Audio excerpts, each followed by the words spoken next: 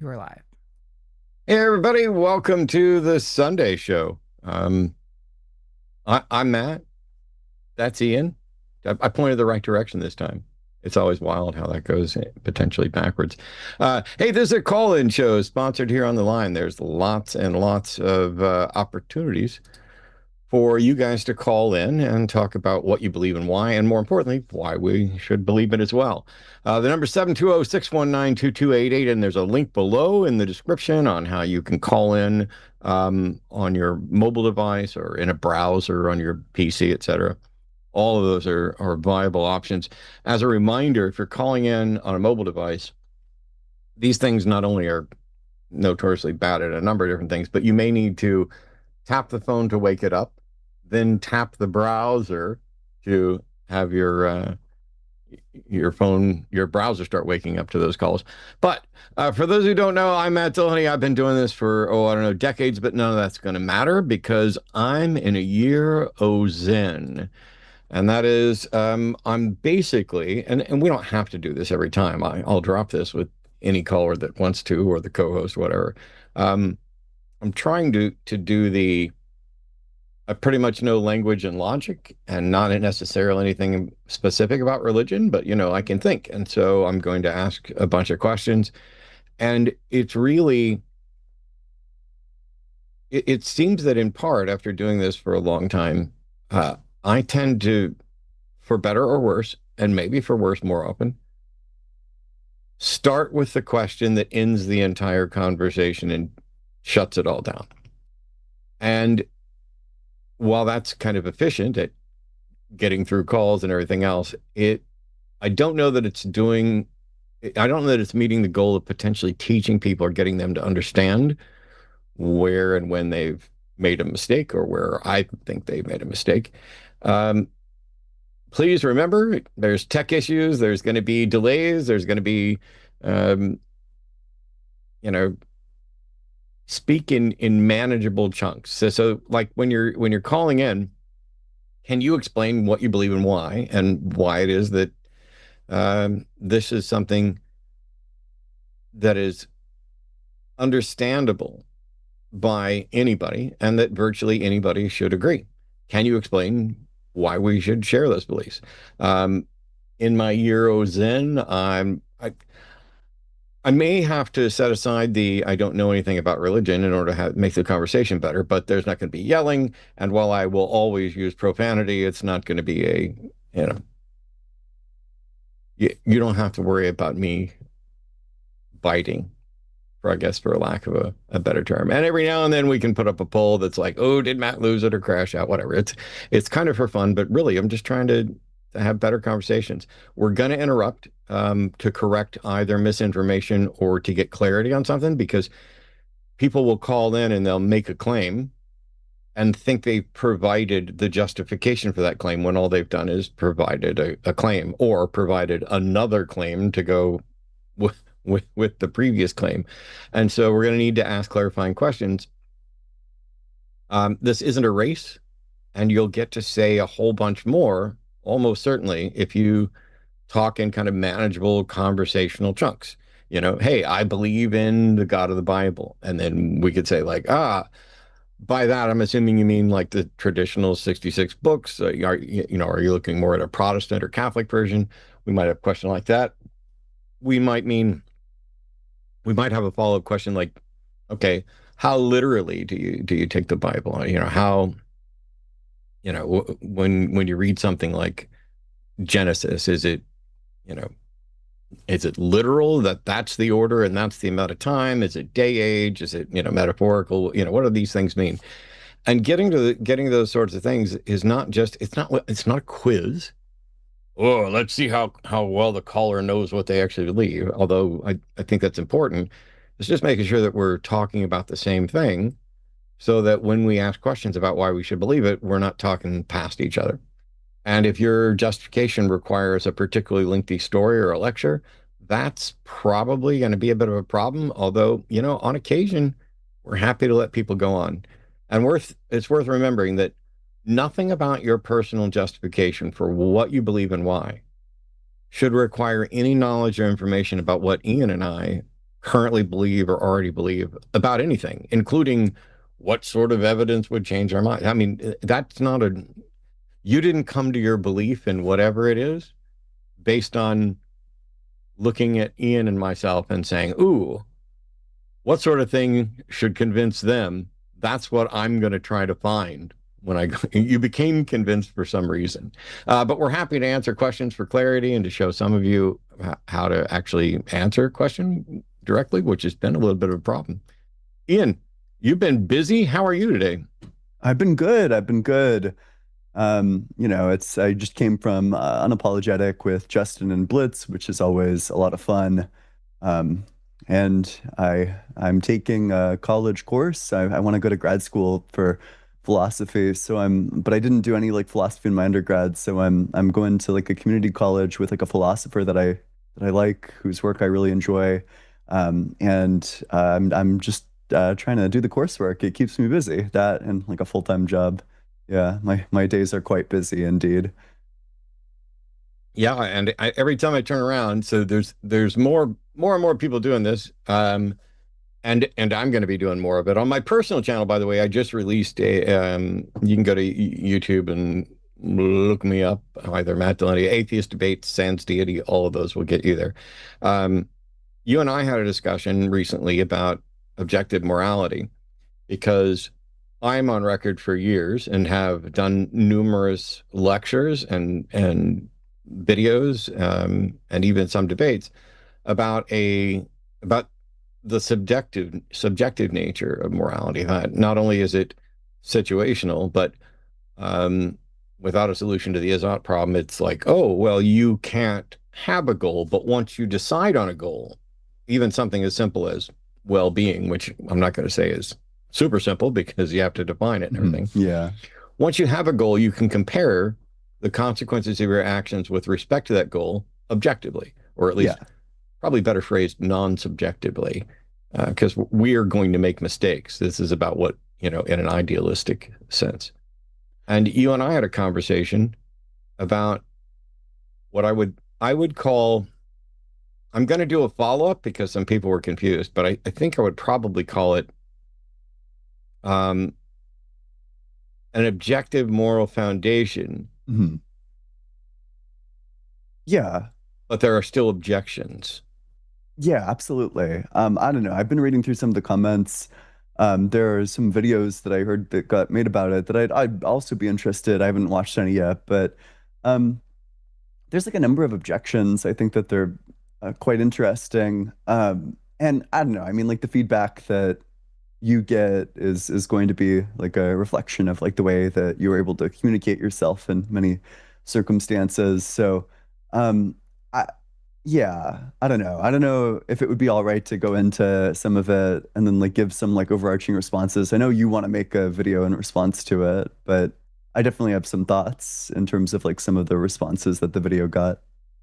On the one hand, I think that would be fun, although I really need to I've got to, I want to put together some thoughts on my own and kind of put together a structure to get that video out. And also, we're looking for calls right here, right now. So if you are if you're someone whose views uh, differ from ours, and not that Ian and I don't agree on everything in every way, and but if you have views that disagree with ours, feel free to call in 720-619-2288 or use the link down below, and go through and offer a defense of it.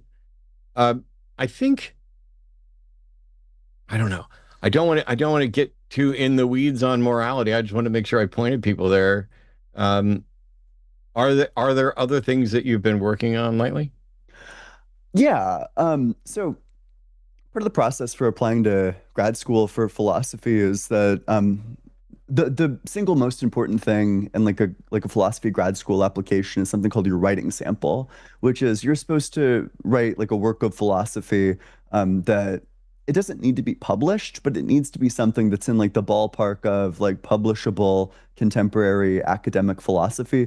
And I'm writing mine on the cosmological argument. I think that the cosmological arguments on the market right now are possibly even like self-defeating. Um, So I've been reading so much about the cosmological argument, how they're supposed to work in general, and how they've been formatted in like specific ways, whether it's like the argument from contingency that tries to argue from the fact that things could have been otherwise, and everything that could have been otherwise, there needs to be some explanation for why it is rather than isn't. And then you can trace that regress back, and eventually you need to arrive at like a necessary thing, a thing that couldn't have been otherwise. Or like the Kalam cosmological argument that everything that begins to exist has a cause, but there can't be like an infinite regress of causes. So there needs to be a first cause, and that first cause must be God, the uncaused cause. I think that both of these arguments run into an objection, basically for the exact same reason. And I'm working to develop the thought further that a critique of the, I don't want to get too in the weeds, but like a critique of the contingency argument is something called the modal collapse critique, where, okay, let's say we have this necessary thing, and then this necessary thing necessitates our world through like an act of creation. Well, then it just seems like our world is necessary. So the argument kind of undermined itself because it turns out there actually is no contingency. The explanation's necessary. The connection between the explanation and the thing that it explains is necessary. So the thing that explains must also just be necessary. It's called the modal collapse. And there's a similar Yeah. critique of the Kalam. I'll stop yapping in just a sec. There's a similar critique of the Kalam, which is that, okay, either God's act of creation itself began to exist or it's eternal. If God just eternally created, then there isn't a first cause. Creation's eternal. It didn't come into existence. Um, but, if God's act of creation began to exist, then that's not the first cause. There would need to be something that caused his act of creation to come into existence in the first place. So in both instances, the argument fails for a very similar structural reason, if that makes any sense. It kind of, I mean, you lost me a little bit in the sense that it seems like you're implying that if in fact God exists uncaused, God Mhm. cannot act. So what the Kalam is trying to do, it's trying to trace back causes to a first cause. The Kalam is that everything that begins to exist has a cause. The universe began to exist, therefore the universe has a cause. And most theists will just say like the cause of it just is the first cause for sake of simplicity. Sure.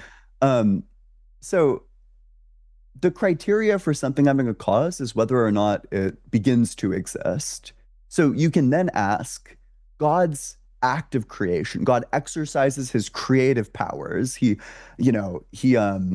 Creation comes about because God is like willing creation and he's exercising his powers, and then that necessitates creation. Creation springs out of that. So you can ask the question, did it begin to exist? Of God's act of The act? creation? Yes. So Yes. either God's act of creation, his exercising of his causal powers, either that began to exist, in which case it would need a cause by the Kalam's own principle of explanation, that But everything its that cause is begins to God. exist, yeah, what caused his act to begin? And that God. thing, but his existence, or like it becomes this question of like, okay, God exists eternally. If God is the cause, if God's existence is the cause of him acting to create, if that necessitates his act of creation, well, God exists eternally. God's existence necessitates his act of creation. Therefore, his act of creation must just be eternal. And if his act of creation is eternal, and his act of creation necessitates the universe, then the universe is eternal. And suddenly, now nothing begins to exist. Everything's eternal. I don't I don't see that, and I don't think it follows, but maybe We'll have to we'll hash get it out sometime. some theists in who want to dig in further. But we do already have callers starting to call in, so that's nice. Here we go. Uh, Papo pronouns he, him is a theist from Puerto Rico who will prove God exists. How you doing, Papo? How are you, Matt? And Ian, is that your name, Ian? Yeah, it's Ian, but yeah. How are you? Doing well, doing We're doing well. all right. What God are you going to prove to exist? What God? The Christian God. Okay. I would say, would you agree with me that there's a lot of different perspectives? Like if you asked 100 Christians, you might get, let's not say 100, even though it's likely. Let's say you get 50 different God definitions from them, right? So I really need to know which Christian God what are the properties of your God? That he's got all the omni properties from goodness to knowledge to presence, all of them. Okay. What makes you think that this God began, or I'm sorry, what makes you think that this God exists? Okay, this is my argument. The universe is contingent or dependent, therefore, a necessary or required non-dependent independent being must exist, Hmm. Why would and I that grant that being the is universe God. is dependent? What? Why would I grant that the universe is dependent? Because there is evidence for it. It's dependent. There are dependent beings. How could there possibly be evidence that the universe in its entirety is dependent? Okay, how many beings, dependent beings, must exist to for a non-dependent, independent, necessary being to be required? Why would it follow from the fact that things inside of the universe are dependent, that the entirety of the universe itself must also be dependent? Why would that follow? So, can you answer my question first? No, because you're saying how many X's make this required, and Ian's saying why would we think any amount of X's would make this required? Yeah, it's like if instead of giving an argument or like responding to your argument, I just got up and did like a little dance. And then I asked you the question, like, how many little dances would I need to do in order for that to be like a good response to the argument? It's like, I don't think there's any number of of little dances you could do that would be like a response to the argument or a response to the question, you know? I'm not sure that So, there's no. any number of beings that would be dependent inside of the universe that could then establish that the universe itself is dependent. Okay, so I'm going to steal man your argument. Are you saying No, that no amount go of ahead. dependent beings can prove an independent being or necessary being? I'm saying that no amount of dependent beings inside of the universe could establish that the universe itself in its entirety is dependent. The How do you show universe, that? But I'm, but I'm not So, saying that. oh, okay, that's not what you said earlier? I could have sworn it you, was.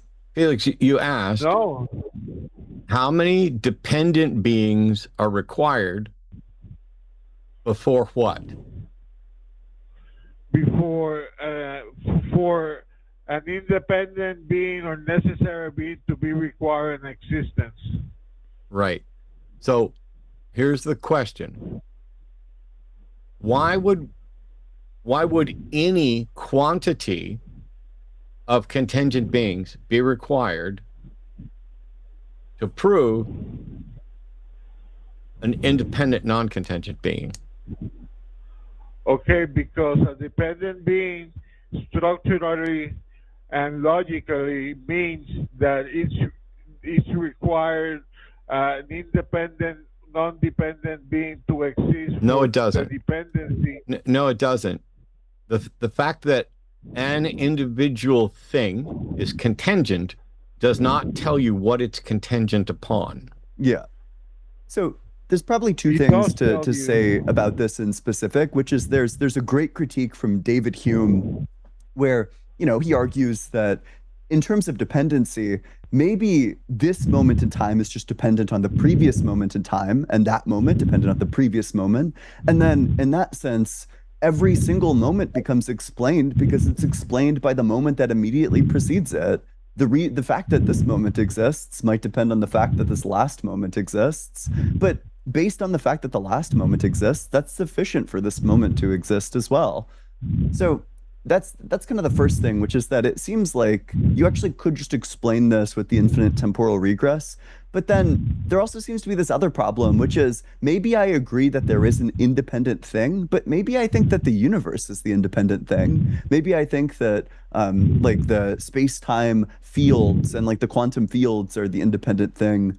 Or maybe I think like the wave function is the independent thing, and then it gives rise to the rest of the universe.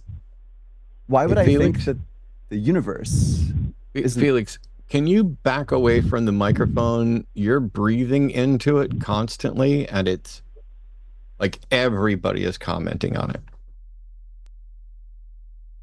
Okay, I just Thanks. did that. I'm sorry. Thank you.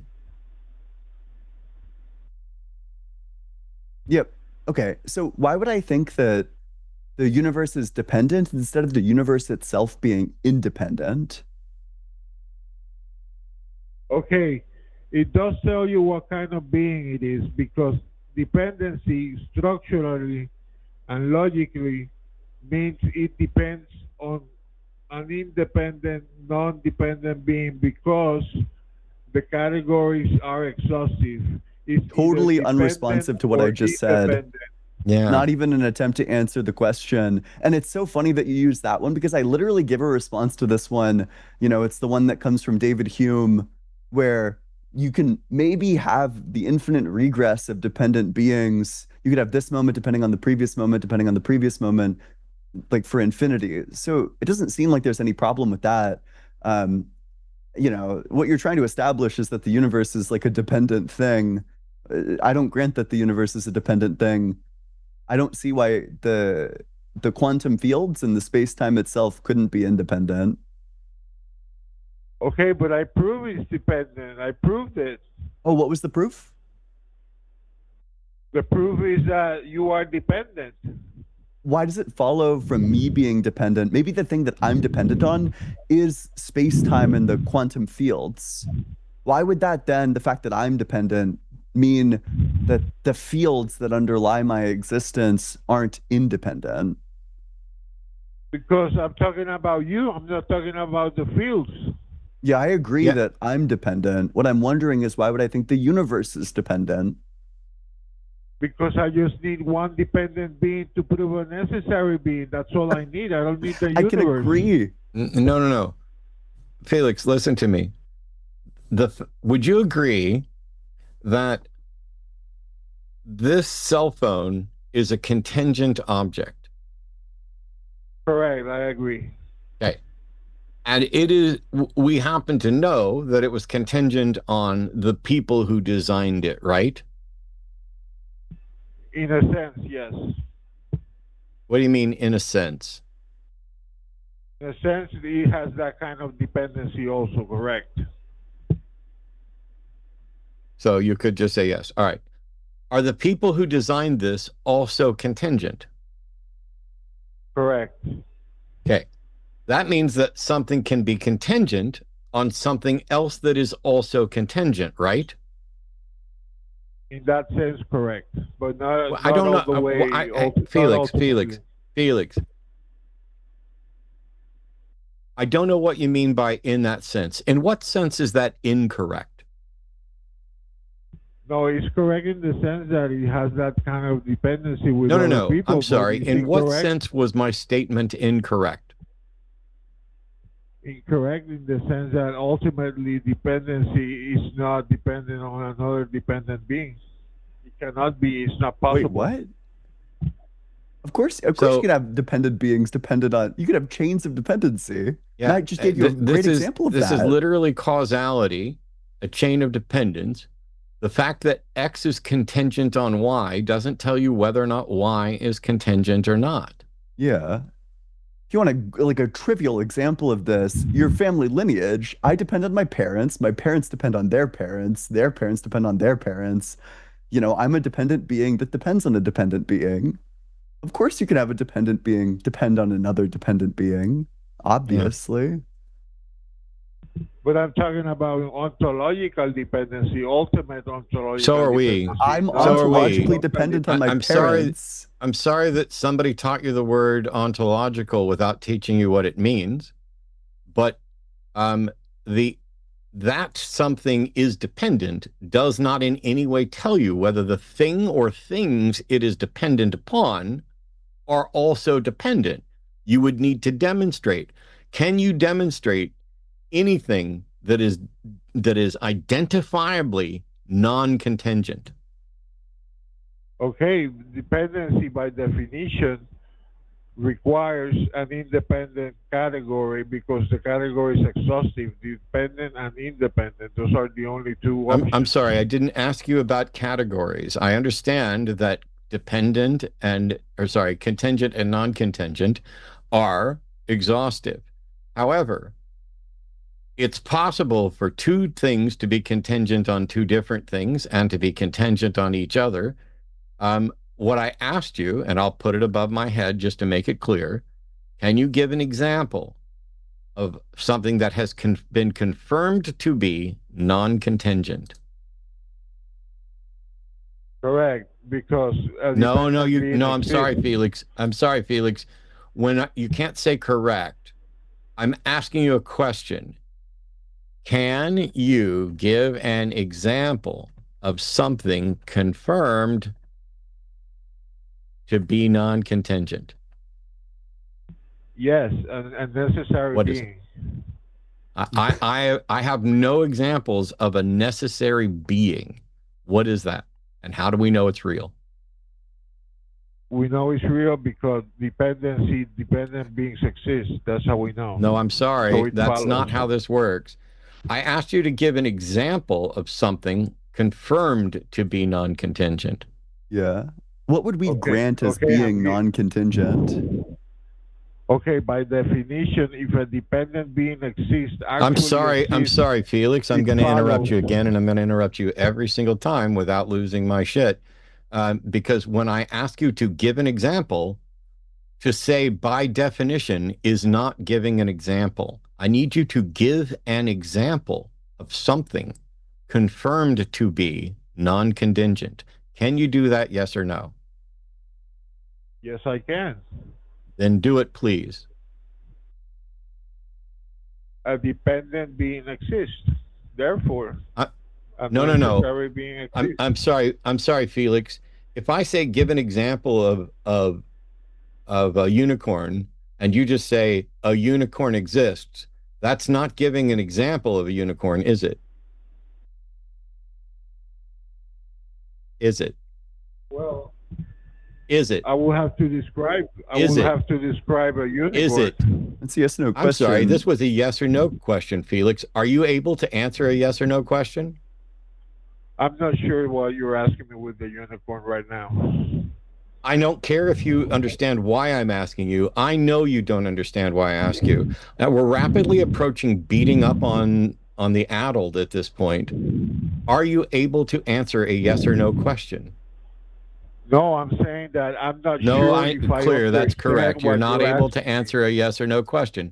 So I don't think there's any reason for anybody to keep talking to you because we're desperately trying to get you to make a case for something, and you seem No, to man, think man. I, I'm sorry. I don't know why you're talking. Do I need to mute you? Was the Do other, I need to mute you? that was another yes or no question. I don't know if you picked up on that, Felix. I was going to No, you wait don't have to mute until me. he, yeah, it's clear. Felix will not answer a yes or no question. So here's the thing, Felix, if you're not going to answer yes or no questions, if you're not going to provide examples to justify your position, if you're just going to make assertions and then claim that you defended it, you are no longer engaged in rational conversation. And I don't know that there's any point in having a conversation with you. Okay, man. Can you still mind my position? No, I have to ask you questions to get you to explain your position. It seems to be that you have a logical fallacy, either of composition, where you think because there are dependent things, there must be a non-dependent agent.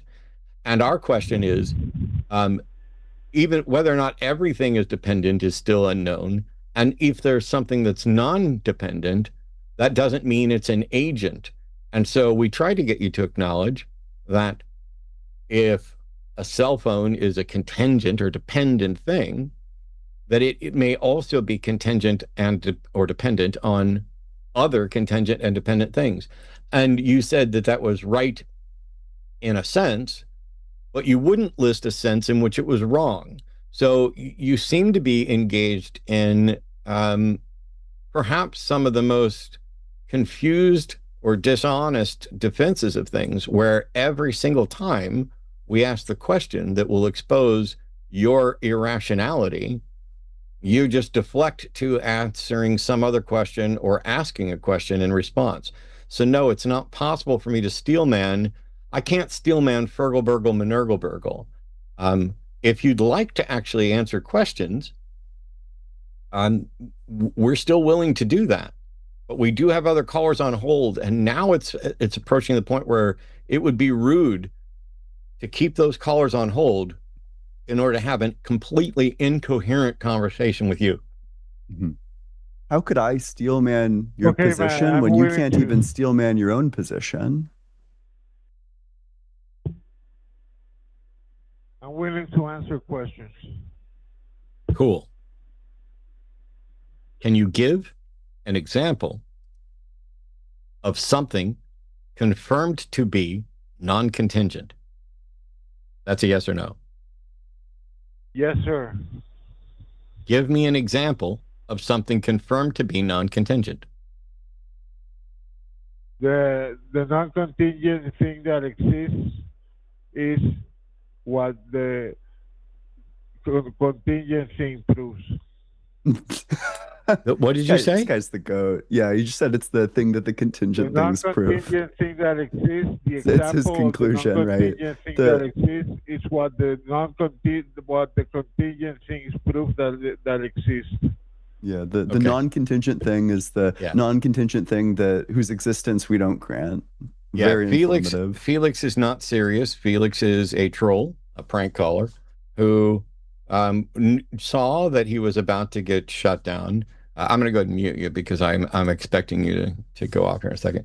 Felix saw that he was about to get shut down and wouldn't get to keep wasting everybody's time and money on this prank call bullshit, um, and decided to pretend like he was going to answer the question.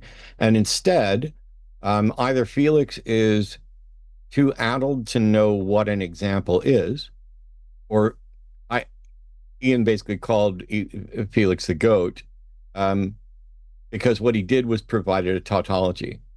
My example of a contingent thing is that thing which things are contingent upon. Or sorry, my example of a non-contingent thing is that thing that is non-contingent, that contingent things are contingent upon. I mean, Yeah. it's, hey, can you give me an example of something that can fly merely by sneezing? Yes. The thing that can fly merely by sneezing is that thing which doesn't require anything other than a sneeze to fly. I mean, Yeah. Felix, I get that you seem to be bored with a lot of time on your hands. You've called seemingly every atheist, every show. You've called me multiple times. You have tried to talk about contingent things, and you think that you can ramble on about how, if in fact there's a contingent thing, then there must be a non-contingent agent. I'm going to try one last thing before I move on to another caller. So listen very carefully. I know that you heard a beep there. Is it possible for one contingent thing to be contingent on another contingent thing, yes or no? No, in the sense that a necessary being No, I is didn't ask you dependent for an on. instance. I asked you yes or no. Okay. Felix, are you In one able to sense, answer a yes or no question? no, it cannot be. Nope. No, it cannot be. You're not even, I dropped Felix, by the way. Felix isn't even capable of listening to a question to make sure that when he gives a no, he's answering the updated question and not the question from 20 seconds ago or so. Yeah. I don't know. Maybe There's a part of it's me that thinks that Felix might be an absolutely brilliant troll. Um, but the world is so filled with confusion and irrationality and absurdity that Poe's law comes into play. And I can't tell if I was just talking to someone who is just completely divorced from reality or someone pretending to be completely divorced from reality. yeah. I don't know. My intuition is that he's being genuine, and that's very sad. Yeah. It's, I try, I almost broke down on the last show because we went round and round. Wow, I'm getting emotional just remembering it. We went round and round with somebody who I believe was genuine, and it was so absolutely their mind had been so absolutely crippled by the philosophical religious Philbro circles that they had been talked into um, that we couldn't get anywhere. And it's like, these are people who drive and vote, and it's wild.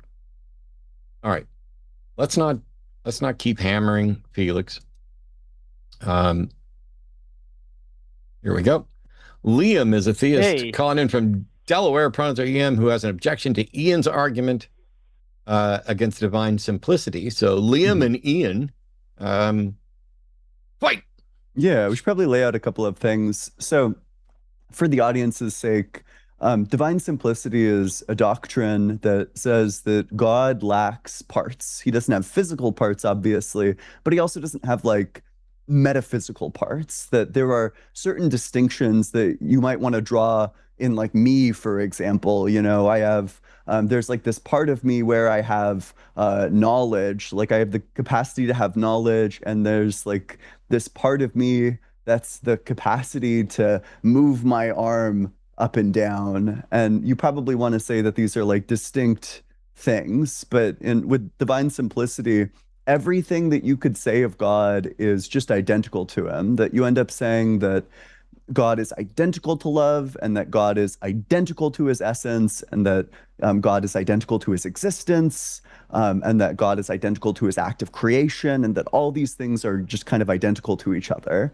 Um, so I probably want clarification. The standard critique that I usually run of divine simplicity is the modal collapse argument, that it seems to just lead to saying that God doesn't have free will, that all of his actions are necessary. But is there like something else that you had in mind? I've heard you say it a couple times. It's an objection where you speak of uh, if I'm miscategorizing or characterizing you, please just let me know. A simple divine being itself cannot change, but it must change if it goes from being the creator or not being the creator to being the creator. The act of creation somehow changes God, which is a contradiction, right, in his unchanging nature. Is that like I've heard you say it a couple times like that? Is that correct? Yeah. Okay. Um, so I guess my rebuttal to that is the change occurs in the effect, not the cause. Mhm. This is what's called a Cambridge change. Has anyone ever said that? It's kind of philo jargon. Cambridge change. Yeah, I'm familiar with Um, Cambridge changes. You're saying that it's like a yeah, like change in like external things, like a change in like the relations. Like for example, yeah, if you and I were talking about my friend Greg, who's in the other room, that would be there would be like a yes, relational feature that Greg has gained, but it's not really like Greg has changed. It's kind of yeah. like It was things just we're external to talking him have about him, and you could changed. like yeah, So you I get think that. Okay, like a tree falls in the forest, and now you're taller than it. Like, did you get taller than a tree? No. Like, hmm. that's So the way God is creating. He's like wholly distinct. Like if he's immaterial and we're material, he's wholly distinct. yeah, okay. God's act creation is a single timeless expression of his eternal essence, It appears like a new event only from our temporal perspective, which is, I think, why I think this has problems. It's like it's how you're thinking about it, but not from God's perspective. It appears new because we are material and time bound, but God, who's eternal and wholly immaterial, making him distinct from his temporal creation. Yeah. Here's I think the critical question. Let's go to the state where God exists alone. God exists and creation doesn't exist. In this state, is there something in God that's necessitating the existence of creation? Say again? In the state where God exists and creation does not exist, is there something internal to God that necessitates that creation exists? I would think so. I would think it's in him, right? Like ideas exist in him. Yeah, then that would just be a contradiction. That God exists in a state where he is necessitating creation and creation doesn't exist. If something is necessitated, I still think you're missing then that like thing is the case. If God is in eternity, like he's not changing. Like there is no change there. We are what's changing. I think you're kind of like putting us like in his shoes, kind of like mixing both realities there.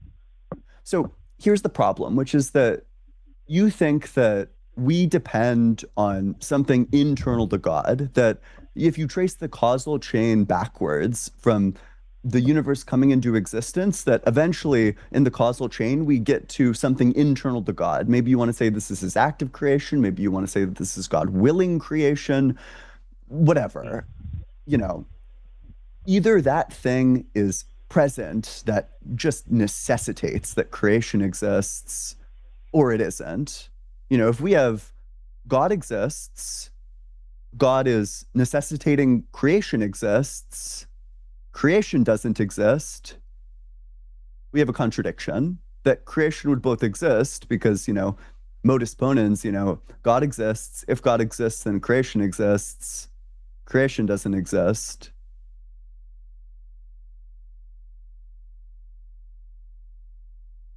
I'm not following where this is like answering the objection. Like I just think that you're putting like your view is a contradiction. Temporal qualities to God. I just don't think you're granting what eternity unchanging, how that's different. I'm explaining to you how it's a contradiction.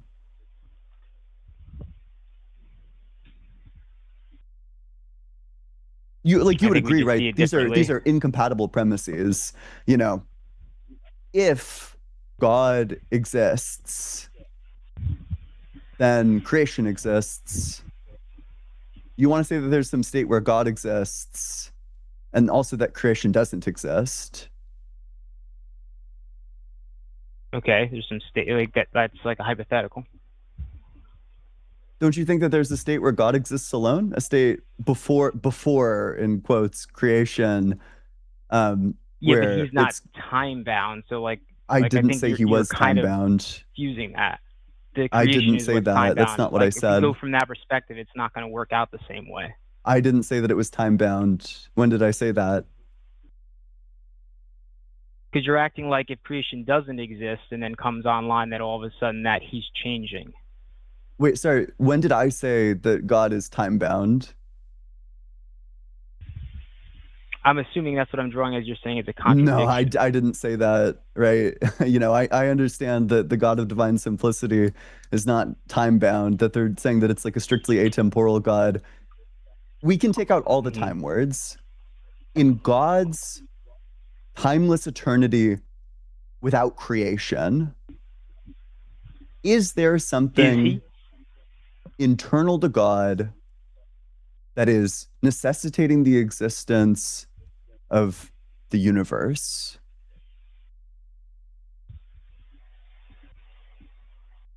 I would say he's wholly distinct from it. Is it a yes or a no? He's wholly distinct, meaning that is like that a yes? he is that not just doesn't answer the question. A part of a temporal reality. You're just not answering the question. I don't know if you're aware of that. I didn't say that he's a part of the temporal reality. You know, I literally just clarified this to you. I'm a bit confused how you made that mistake again. I don't know what you're trying to put me in a box. I just want like a yes or no answer to the yes or no question. If there's a presupposition that you reject, you're welcome to tell me that I've baked a presupposition into it that's not what you believe, and that's fine, right? I think you should be engaging with the position. So I don't, I'm not going to presuppose something in my question that you would not agree Yeah. with. But the It's really question's strange this. to watch people consistently um, look and try to find the motivation behind the question, or you're trying to put me in a box, or you're trying to trap me, or this. What's wrong with just answering the question as it was asked? Yeah, here's the question. In Okay. God's timeless eternity without creation, this is the state where God exists alone, God exists, and creation does not exist. In God's timeless eternity, sans creation, is there something internal to God that is necessitating the existence of creation?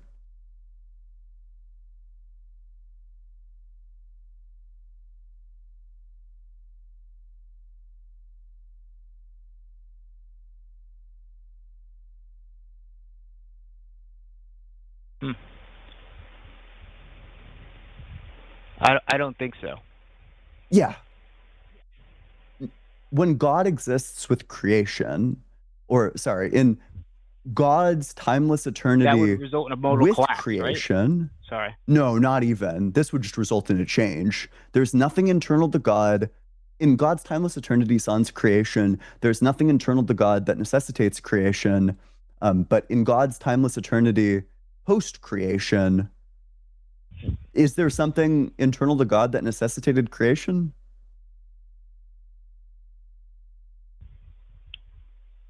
I would say there's no potentiality, no composition. Like, no. That's not really what I asked. I'm just asking, was there something internal to God that necessitated the existence of things external to God?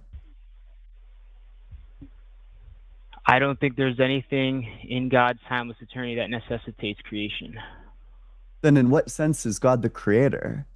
If God is not responsible for the existence of creation because nothing internal to God explains creation, then God's just not the creator. I don't think that follows. I think it It follows that absolutely we follows. can know If you're God because listing he's it, no, pure it act. absolutely follows. It absolutely follows because if you Now, list, hey, now I'm you so, try to you can get me. It keep was a saying good try, buddy. you can keep saying no and trying to You talk over have me. It's fun. never ever I'll pray ever for going to you work. guys.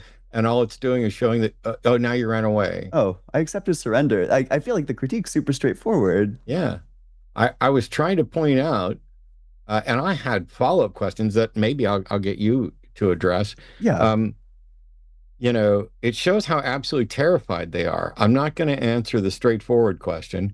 And then for those who aren't clear, if we were to list the characteristics of being sorry, Agent A, mhm. one of them is that it necessarily coexists with creation. And we'll duck out of all the atemporal stuff or Yeah, anything else, but just coexists with creation. yeah, Then that being agent A is different from agent B that does not necessarily coexist with creation.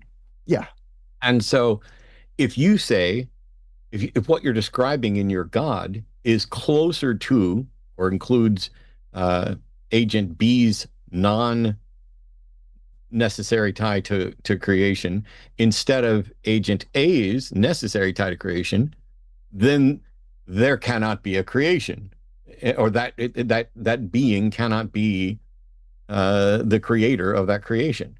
yeah, Because if there's a being that is the creator, and it's in fact necessary that it must be the creator, then that is Agent A. That is the description of Agent A that we were doing. yeah, yeah. Um, I think that's all like basically correct, right? You have okay, here there's a couple of key moving elements to the argument. The simple God can't change. There's like a philosophical reason for that. I'll give like a brief overview for those who are interested. The reason why a God that doesn't have any parts, any distinctions inside of him can't change is because in order to change, there needs to be the part of you that stays the same, like your maybe essential features. And then there needs to be like the part of you that changes. And if you have a simple God, then you don't have two parts. You only have this one simple substance. You have this one thing where his act is identical to his will, is identical to his existence, is identical to his essence. So this thing can't change because any change would be a change in its essence. And if you lose an essential characteristic, you stop existing, right? Okay, so the simple God can't change. But when God exists alone without creation, before this is I'm not using this in like a temporal sense, but like when God exists before creation, God is not exercising his powers to create. But then and the reason why that's true is because if God was exercising his powers to create, then creation would exist. Otherwise, he's not all powerful. If God exercises his powers to do something, that thing happens. There's no way around that. So if God exists alone, he's not exercising his powers of creation.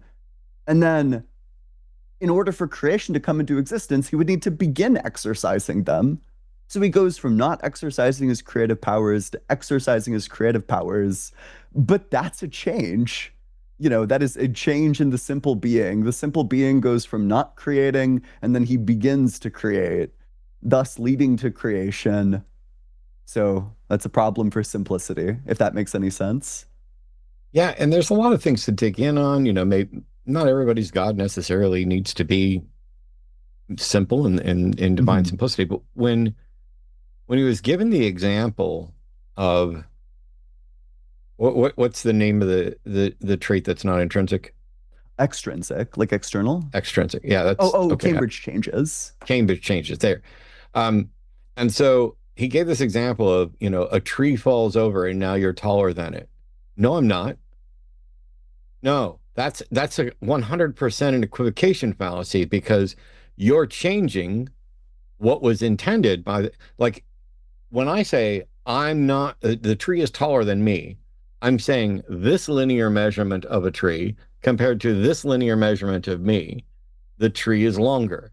The Mhm. orientation doesn't matter. So the notion that a tree fell over doesn't matter. But even if you chop that tree up into a million pieces, so that such that no linear measurement of any individual part of the tree, now you've changed. You're no longer talking about the tree. So I don't understand how that is in any way a Cambridge change, because the orientation isn't relevant. By the Mhm. way, taller isn't a property of me or the tree.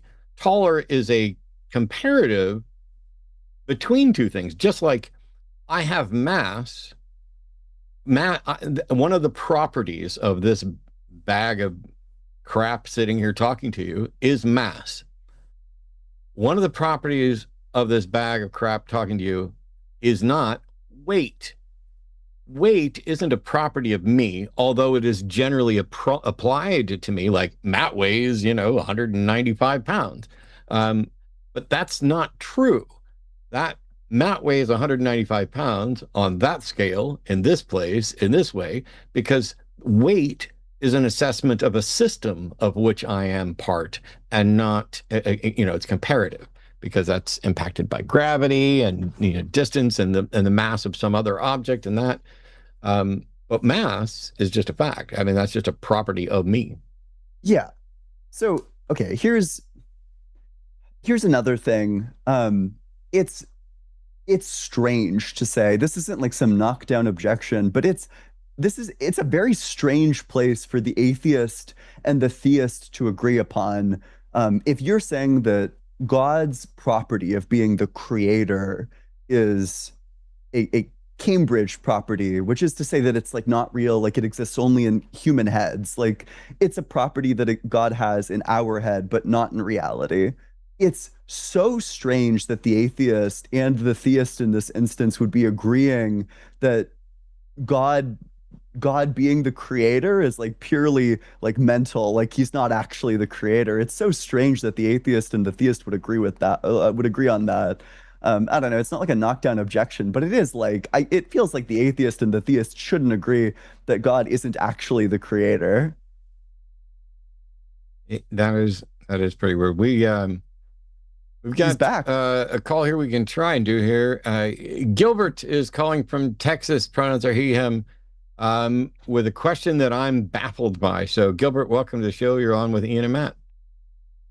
Yes, sir. Like I said, I'm calling from San Antonio. I only started deconstructing when I was 59. I'm 65. I have been reading like the Analects by Master Confucius and the Tao by Master Lao Tzu, and I touched a little on the Ethics by. Hey, Gilbert, can you back up just a little from your microphone? You're kind of overdriving it and it's cracking a bit. I'm sorry. I'm just right now, like the gentleman before he was talking about God, and I read in the Analects the first chapter. I was raised in a Texas school system, and I'm asking you if you can move away from your microphone a little bit. I'm sorry.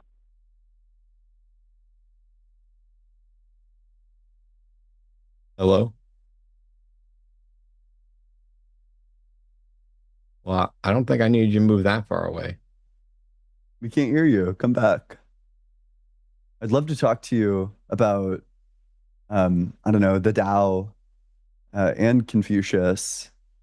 I don't know. I'm probably more knowledgeable about Confucius, but I'm at least familiar with the idea of both Confucius and Lao Tzu. I'm not sure what's going on, Gilbert, but we can't hear you. Can you hear me now? Pretty good. Yes. Yeah, it's fine. My question is, how do I keep religion and this God thing out of when I'm reading the Analects, the Lao Tzus, and the Ethics? How do I keep that crap out of how do I keep it from being religious? How do I keep God out of it? That's a bit How do you keep from confusing. drinking alcohol when you go out on the town? I guess like the question, it's like, it's kind of confusing. If you went out on the town, would you be able to keep from drinking alcohol? At this point in my life, yes, sir, I would. Cool. Yeah, I mean, that's kind of a perplexing question. My understanding is that if we were to put Confucius into like a Western box, that his ethics is like, it has like some distinct features to it, of course, but his ethics is very similar to like Aristotle's virtue ethics. So there is no there's like a couple of like key features to Confucius's ethical system, and they just have nothing to do with God. So, he thinks that we're all striving towards Ren, which is basically like humanity. Like, I don't know, it's in the same way that Aristotle thinks that we're all trying to live like the good life. Confucius thinks that we're all striving towards like something similar, like self-actualization, like the ideal human, basically. And that in order to do this, that you just need to embody like various virtues, like xiao, filial piety, and then I know that there are like some others, but I don't know. That's kind of a perplexing question because it seems like, there just isn't any God in there in the first place. So just don't put God in there. Yeah, because I realize that when we're born, we're all atheists, and that shit is all shoved up our ass and crammed down our throats. And that I saw the video with Carl Sagan when he was asked a question about God, and he said, what do you mean by God? And Einstein says he agrees with golly, I can't remember his name. Barack. Can I make a Yes. Stop worrying about what Sagan said, what Einstein said, what Spinoza said, what anybody said. Nothing anybody said is relevant to what the truth is. Instead, work on, hey, when I hear something, how do I tell whether or not it's likely to be true? What justification do I have? What sort of evidential standards am I going to require? When is the time for me to stop saying, man, I don't understand that? Like, for example, the last caller, Liam, somebody's going to say this is a dick move on my part, but I don't really care. He called back, but then he ran away again. It was very clear what was going on, and it would have been so much better for Liam, for the show, for respect and everything else, for him just to say, hey, I don't know that I necessarily understand what you just said. I don't know that it's clear to me. I need to go off and maybe I'll rewind and listen to this again offline. Then I need to do some thinking about it. Um, because when you call in to challenge Ian's view on something, and the thing you object to is a just a simple, obvious definition. Is X a property of this agent? Yes. Then Y cannot be because there's a contradiction, or that can't be a result from it. You know, Does that's that go along with like Pascal's wager? I mean, because I Not heard that really. it didn't. no, Uh, no. I would recommend, Gilbert, that you reach out to like Recovering from Religion and look into um, some books designed to for people who are kind of new to some of this stuff. Like I got promised this book, Gospel Lies here. My friend John Cohen is just about to release a book. I wrote a blurb for that last night, and it's just keep asking questions, but see if you can find some people to participate with, some sort of secular community in your area, because it seems to me, and I know you mentioned this at the beginning, it seems to me like you're at the beginning of this, and that's great. Congratulations, welcome. The water's fine. But that's not really what we do on this show. Uh, oh, we're really I'm looking for sorry. people to defend their views, but we like it when people like you call in because it shows everybody that there's constantly people at all ages finding their way out of religion and finding their way into skepticism and reasoning, and that organizations like Recovering from Religion are essential, and that shows like this do help people, even when it's not the primary goal. Mhm. I do want Oh well, to absolutely think commend you though for reading, Lao Tzu and Confucius. Those are both great authors. I wish you the best of luck on your truth finding journey. can I say something? Sure. I don't. I kind of cutting down all my beliefs. I don't believe in luck. I don't believe there's a thing called normal. I don't believe in faith, and I don't believe in faith. I mean, I don't know. Since I started. I guess I went cold turkey because, like you said, I didn't have anybody to learn me. I mean, I go back to the ancient texts. I've also read Bertrand Russell's Why I'm Not a Christian, and I read Christopher Hitchens' God Poisoned, Religion Poisoned Everything. But like you said, I still got all these questions because this shit was shoved up my ass for so long that, I'm at the point, I believe I know I'm going in the right direction. I guess I'm not saying that God drove me here, the universe took me here, or, this got me here. I'm just curious of why. Am I the only one? That's basically it. No, you're not the only one at all. There's an entire recoveringfromreligion.org exists. There are entire communities. There are new people deconstructing all the time. We actually, we've got a show called the Devangelicals on Saturdays that is geared a little bit more, I think, towards people kind of deconstructing. Um, it's just, Ask you a question when you start your when you're asking, how do I avoid religion or the God stuff while I'm doing this? To me, it's like saying, when I'm walking through the grocery store, how do I not pick up sweets as a diabetic? Um, I'm predisposed to want to, and the answer is you just do. And it's not always easy. You just realize you're going to make mistakes in thinking. You're going to fall for things that you shouldn't have because you don't know enough yet. But as long as you keep searching and make sure that, all of every view that you have, you should be certain, and you should think you are certain about absolutely nothing. You should have confidence that is proportional to the evidential support and the warrant for it, and confidence that is proportional to how much you understand it. Like, I have no confidence in quantum mechanics because my understanding of quantum mechanics is let's say not vanishingly small, but pretty damn close. Not enough for me to say, "Ooh, yeah, this is it." And string theory. Ooh, I'm not even convinced that's testable. And as it turns out, so are some physicists that I have interacted with as well. But the time to believe something is after you have sufficient evidence for it and sufficiently understand it that you can Yes. describe it to somebody else. Can I ask you one last question before I hang up? Well, Sure. the end. Were y'all pissed off when y'all started deconstructing about everything that was shoved down your brain? Because I found that I was just walking for I don't know, a long time, pissed off at religion and this God. Did y'all have the It's really same feelings, or? That's common. That wasn't my experience.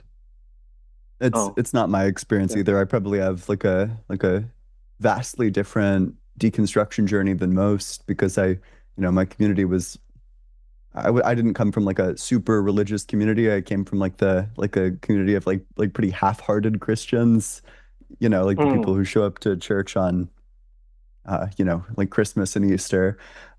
So I don't think my parents cared much. So they gave me like the freedom to, I was raised Christian for like the first 13 years of my life. But I certainly had the freedom to stop believing. It's not like I had any like repercussions that came about from that. So my journey is probably very different from most. I also deconverted when I was like 13, so. I grew up in a Catholic family. There were 7 siblings, well, 6 siblings besides myself, having to go to CCV and catechism. My Catholic communion name is Julia. When somebody, because Julia, what the fuck, Well, it was traditional Latin style names and all that, but ain't nothing wrong with how names. You should get over the baggage about the. I get it. You sound like, and I apologize. It sounds like you have a Hispanic background. I think I need to hear that. I guess I still am carrying the baggage. Like, you speak Spanish? No. No? I speak Spanglish. Spanglish? Okay. That's fair. Yeah, the notion that there are words that have like this intrinsic masculine, feminine, it's a bizarre tradition sense that comes from a number of different languages, particularly languages that are tied to Latin. I was 11 years old, and everybody got the masculine names to the boys, the feminine names to the girls, and I'm 11 years old, and I'm so excited, and then come out to find out my communion name is Julia.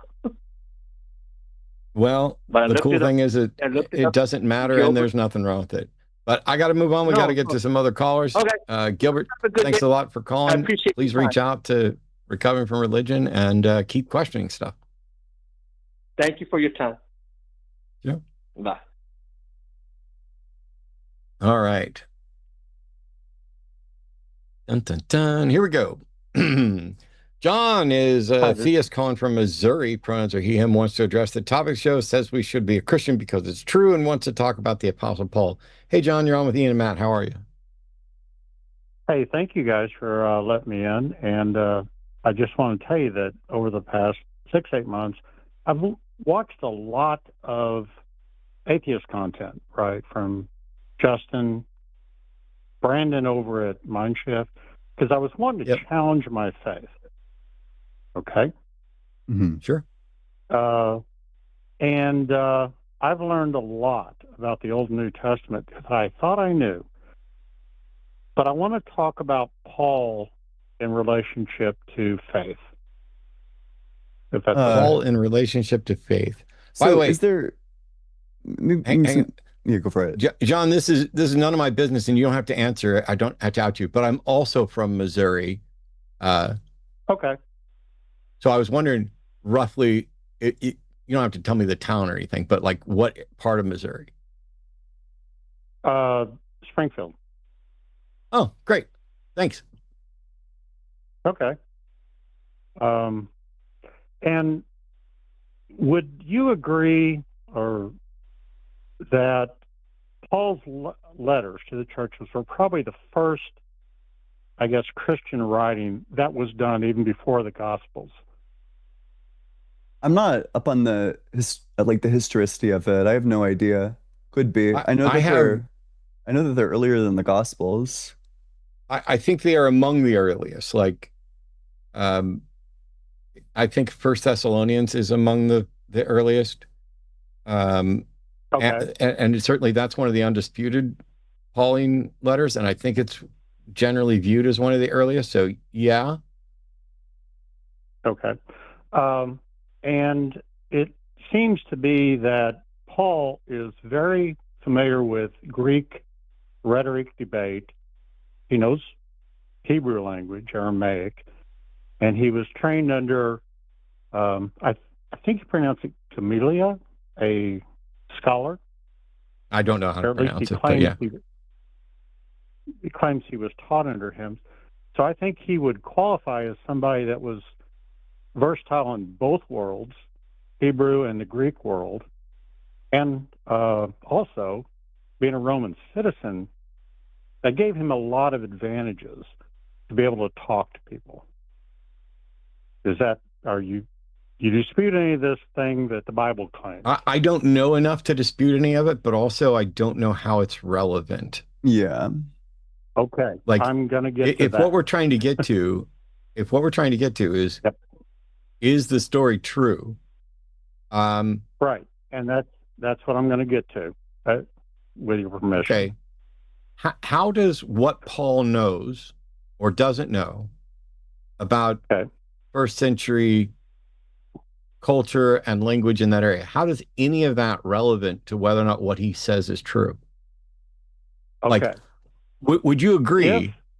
Would you agree that I am a proficient English speaker in 2026 and fairly knowledgeable about the things in the United States, and science and general knowledge about the world right now? Yes, I would. Does that mean that if I write something, it's more likely to be true? It depends on it actually depends on you, your motivation. Why are you writing something? Actually, I mean, I could have the best motivations in the world and still be wrong, right? Yes, you could. Absolutely. Okay. That's the hurdle you're going to have to overcome down this path. But keep going. Okay. The path I'm going to go on is, if he is the Pharisee of Pharisees, as he claims that he was, he's deeply steeped in the Jewish faith. Why make up a story about getting this vision from Christ? What makes you think he made up a story? Why make up that story? The supernatural what makes you story? think he's making up a story? He would. Well, what I'm saying, there are other is, explanations, right? He could have had a hallucination. There's lots of things that could have happened. It could. So my mom believes she saw the demon of alcoholism sitting on my grandfather's shoulder. I genuinely believe that my mom is convinced that she had that experience and is describing it the best she can. I don't think she's a liar, but I also do not for one instant believe that she actually saw the demon of alcoholism. Yeah. If you want a good example of this that comes from like a different culture, there's a Hindu priest named Shanti Kali who claims to have a run-in with like Hindu gods, or like visions of Hindu gods. And he was such a firm believer in Hinduism and in his experiences that he founded like he founded, I don't know what the correct terminology for this is, but he founded like a group of Hindu worshipers, and they got cornered at gunpoint by Christians. Like these Christians demanded that he recant his testimony and that he say, he was lying, and then that he converts to Christianity. And he said, no, kill me. I know what I saw. I know Hinduism is true. I'm not going to give this up. and then they kill him, right? He was willing to die point. And by the way, this happened in like the 2000s as opposed to like the I don't know, like the 36 BCs or sorry, ADs. So it's, I don't think that Shanti Kali, I don't think that he's like lying. I think that he probably did see something. I just don't think that he saw like the Hindu gods, right? He might have had like a spiritual hallucination or something. I have a quick, man, this is Yeah, go probably ahead. unfair. Is the Damascus Road experience recorded in any book other than Acts? I don't think so. I'm trying to think if he covered that in any of the other letters. He did talk about persecuting Christians in other letters, I do believe. Yeah, I mean, he talks about. And Luke is I know the Bible, problematic, but I as don't you know as know. well as Justin or Dalton or any of those guys. But Right. he talks about his past in Galatians and Corinthians, but I don't think the specifics of the Damascus Road experience exist outside of the book of Acts. No, it does. I don't think it does either. If that's the case, Right. and that's what you're referring to, why make up that story? Right. Then that's not a story that Paul made up. That's a story that the author of Luke Acts made up, and Luke Acts is a con. Yes, but Paul in the other letters does talk about his, not the conversion story, but he did talk about how he did think one way and now he thinks a different way, right? He accepted, Somebody changed their mind, but okay. when But that's not the same. Yep. Because so you said, why make up a story? Well, first of all, those aren't the only options, either that he invented it up intentionally, knowingly, or it actually happened. That's a false dichotomy. He could be honestly relaying his understanding of what happened. And then it also gets altered because we don't, like, for example, he didn't write Acts, and that's where the Damascus Road experience is at least most prevalently recorded. The author of Luke Acts, we generally view, scholars view as someone who knew Paul, but we have no idea who wrote Luke Acts. We have no idea who they were writing to, whether it was a person or a title. And it starts off, both the Gospel of Luke and Acts of the Apostles start off with this intentional con job in order to pretend that there's evidence instead of actually providing the evidence. I just did a video on this. It's not public yet, but it will be later this month. And so if the author of Luke Acts, who we don't know, is the only source for Damascus Road experience, then you wouldn't be asking, why would Paul make up that story? You would ask, why would Luke make up that story? And Luke might make up that story because he heard bits and pieces of that story and decided to embellish it or got it wrong. But I think we have no way of investigating because we don't have originals. We don't know who the author is, and none of those people are alive today to find out what the story is. How does this get us to truth? But I think Paul does talk about that he used to be a Pharisee of Pharisees, that he did persecute Christians in some of the other Gospels. So what? Or not Gospels, I'm sorry, letters. So what? If I'm not mistaken. Okay. You've got a guy with Paul, a Roman citizen, with authorization from, let's say, the Sanhedrin to go out and persecute Christians. Now, that's coming from Acts, I understand. And all of a sudden, that all changes. He has everything to lose by doing this. He does. Being a Roman citizen in those days, why would you do that? Maybe he figured out it was wrong. Sacrifice. Maybe he had a sincere conversion. None of that tells us whether or not the religion is true. Mm-hmm. Also, like the hallucination hypothesis just explains all of this, right? Like if you hallucinate into thinking that you're going to get like tortured forever, unless you become a Right. Christian. Well, obviously you'll become a Christian. Like that's trivial. Right. Well, I know that a lot of people claim to have visitations from God, the Holy Spirit. I've never had any of that as a Christian. I've been a Christian since I was born, basically. I've never had any of that. And I kind of doubt a lot of this nonsense about, oh, God told me a message to pass on to you. I really don't buy any of that at all. My belief is, I don't know. It's hard to explain. It's growing Well, up in it. here's the You thought. know that it gets into you, and you do look for signs, or you look for evidence that would support that point of view. You do, Yeah, that's the and that's why bias, I started is that you're watching trying to atheist find content. evidence to fit what you already believe instead of following the evidence. So, for example, uh, Right. Paul is involved in the stoning of Stephen, right? Yeah, as Saul, correct. Yeah, okay. Sorry. Yeah. Saul Hmm. is involved in the stoning of Stephen. That's also in Acts. Um, That's correct. if in fact there was a guy who was a Pharisee of Pharisees who was running around persecuting Christians, what Right. if stoning Saul flipped something in his brain to where now he thinks, holy crap, I just murdered a guy for not sharing my beliefs? What if that was the epiphany that fundamentally changed him? Like guilt, right? Sure. Like, hey, right. It it could be. It could be. I'm not.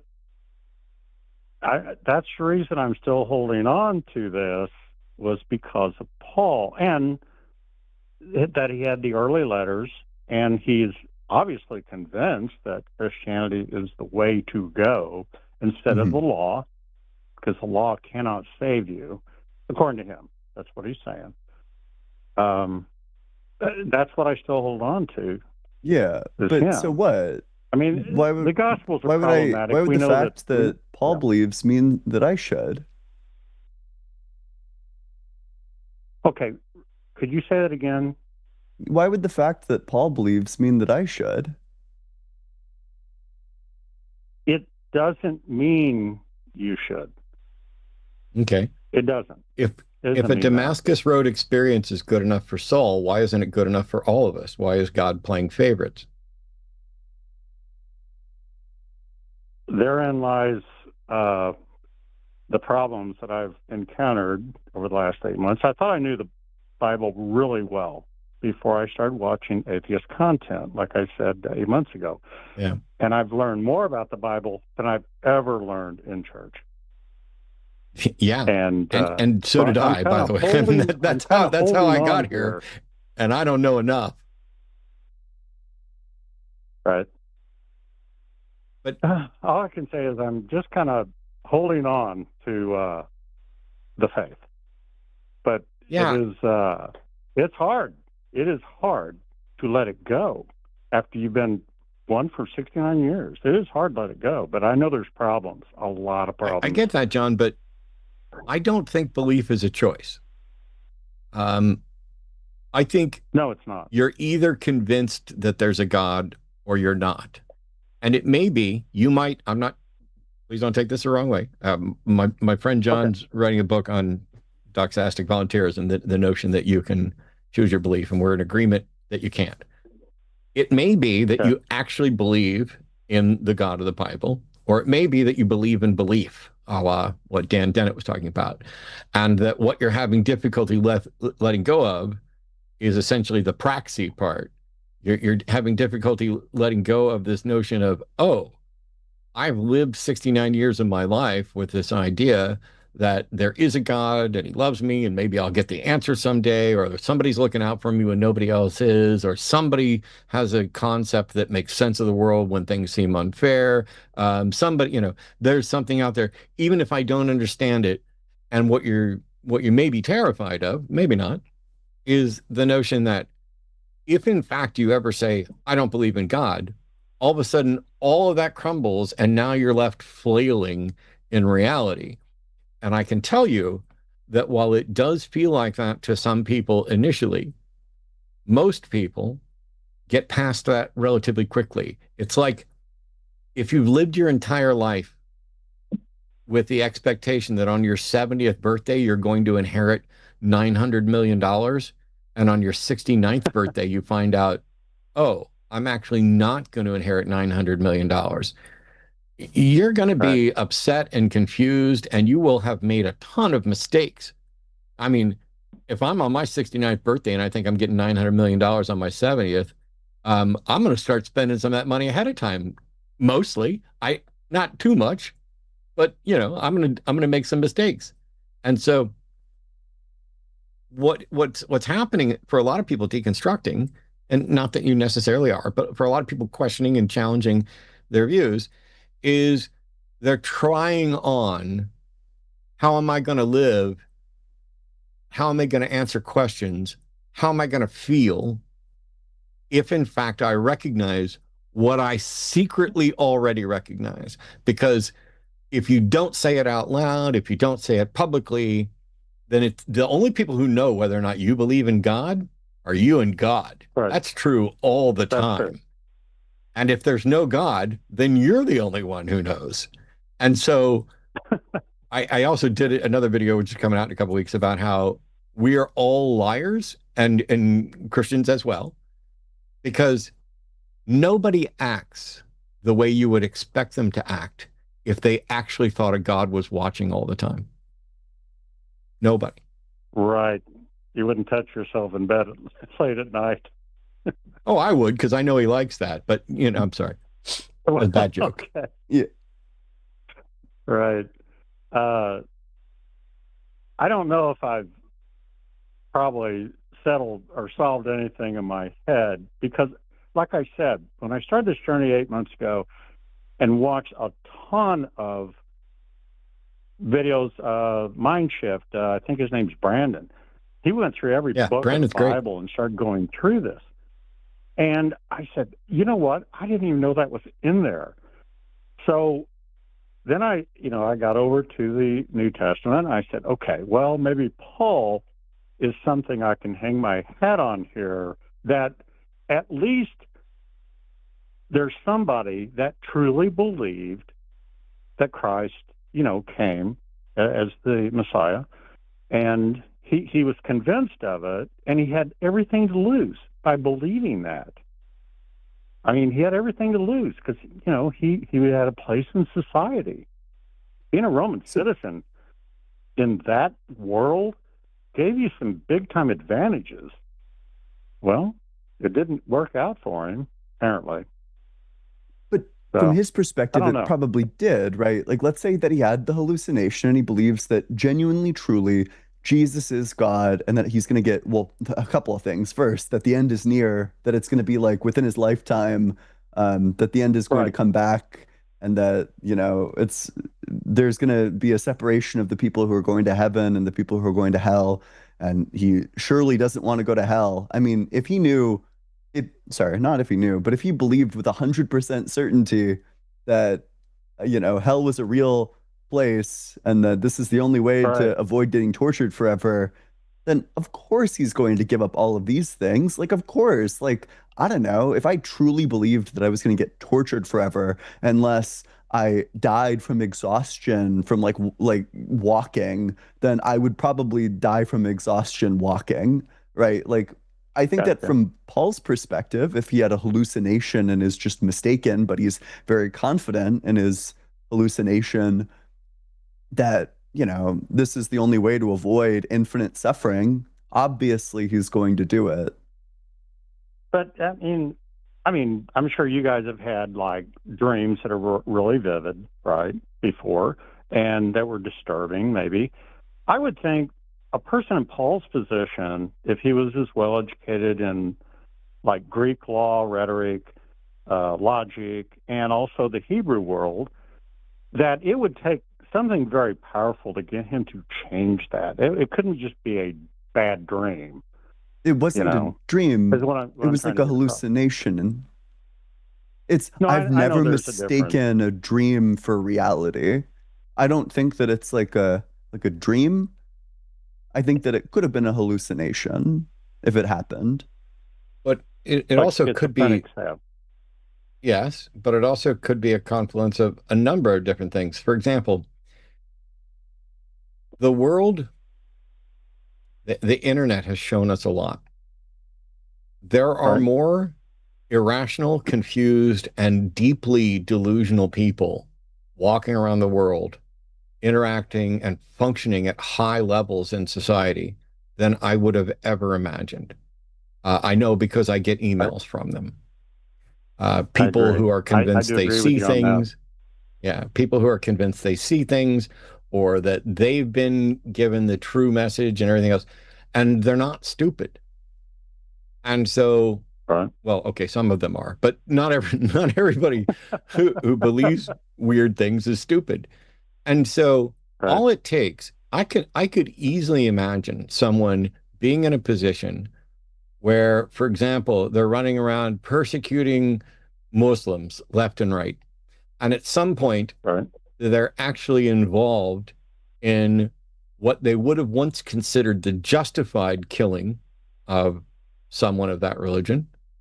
And because of things they've heard, because of things they've seen, because of dreams they've had, because of things that have happened in their life, because of people that they knew, because of it's been wearing on them, when this person gets killed, it fundamentally changes how they view because they were actively involved. It's one thing to sit here comfortably in the United States and buy your guns and ammo magazines and your Soldier of Fortune magazines and pretend like, oh, Sure. I would serve in the military and I would do this. But for those of us who've actually spent time in the military, I have never killed a person, never, but I have friends who have, Uh, and it fundamentally Now, changed them. Not every one of them. were you were you in the military? Yeah, I I was did just 8.5 curious. years in the Navy. Okay, I was 6 years in the Army, and it was total peacetime. I never killed anybody either. This was I 80 was to I was in 86. during Desert Shield, Desert Storm, Provide Comfort, and a bunch of others. It was not total peacetime, and so some of my friends ended Okay. up killing people, and I was fired at when we were in Haiti. So thanks for your service. But Okay.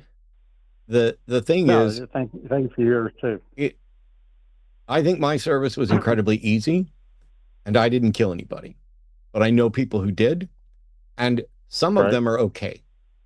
Like genuinely, some Yep. of them are okay. Some people can do it. Some people can, right? And some people were broken the instant it happened. Is it more probable that somebody running around persecuting, by the way, I'm disappointed in a lot of my military service because I was lied to and manipulated in order to basically support billionaires and oil robbers. But um, I'm I with could you. see I someone understand what you're saying. waking up to the fact that the Roman government has been systematically using them to persecute and then eventually kill people. And when they actually have to do it with their own hands, it changes them. And after that, it can be so disturbing that it could prompt hallucinations, especially if they're already prone to them, of I don't know what to do. I'm flailing about. And basically, oh, you have a hallucination that the all-knowing, all-powerful governor of the universe is going to call you out for your past persecution and demand that you shrug it off. It gives you the motivation to do what your conscience already tells you you ought to do.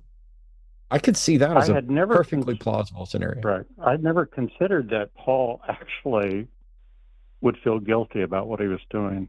I mean, he showed that he did talk about that he thought he was doing the right thing according to uh, Mosaic law. He thought he was doing the right thing, but I never considered that he actually might feel a deep sense of guilt about it that really was consuming.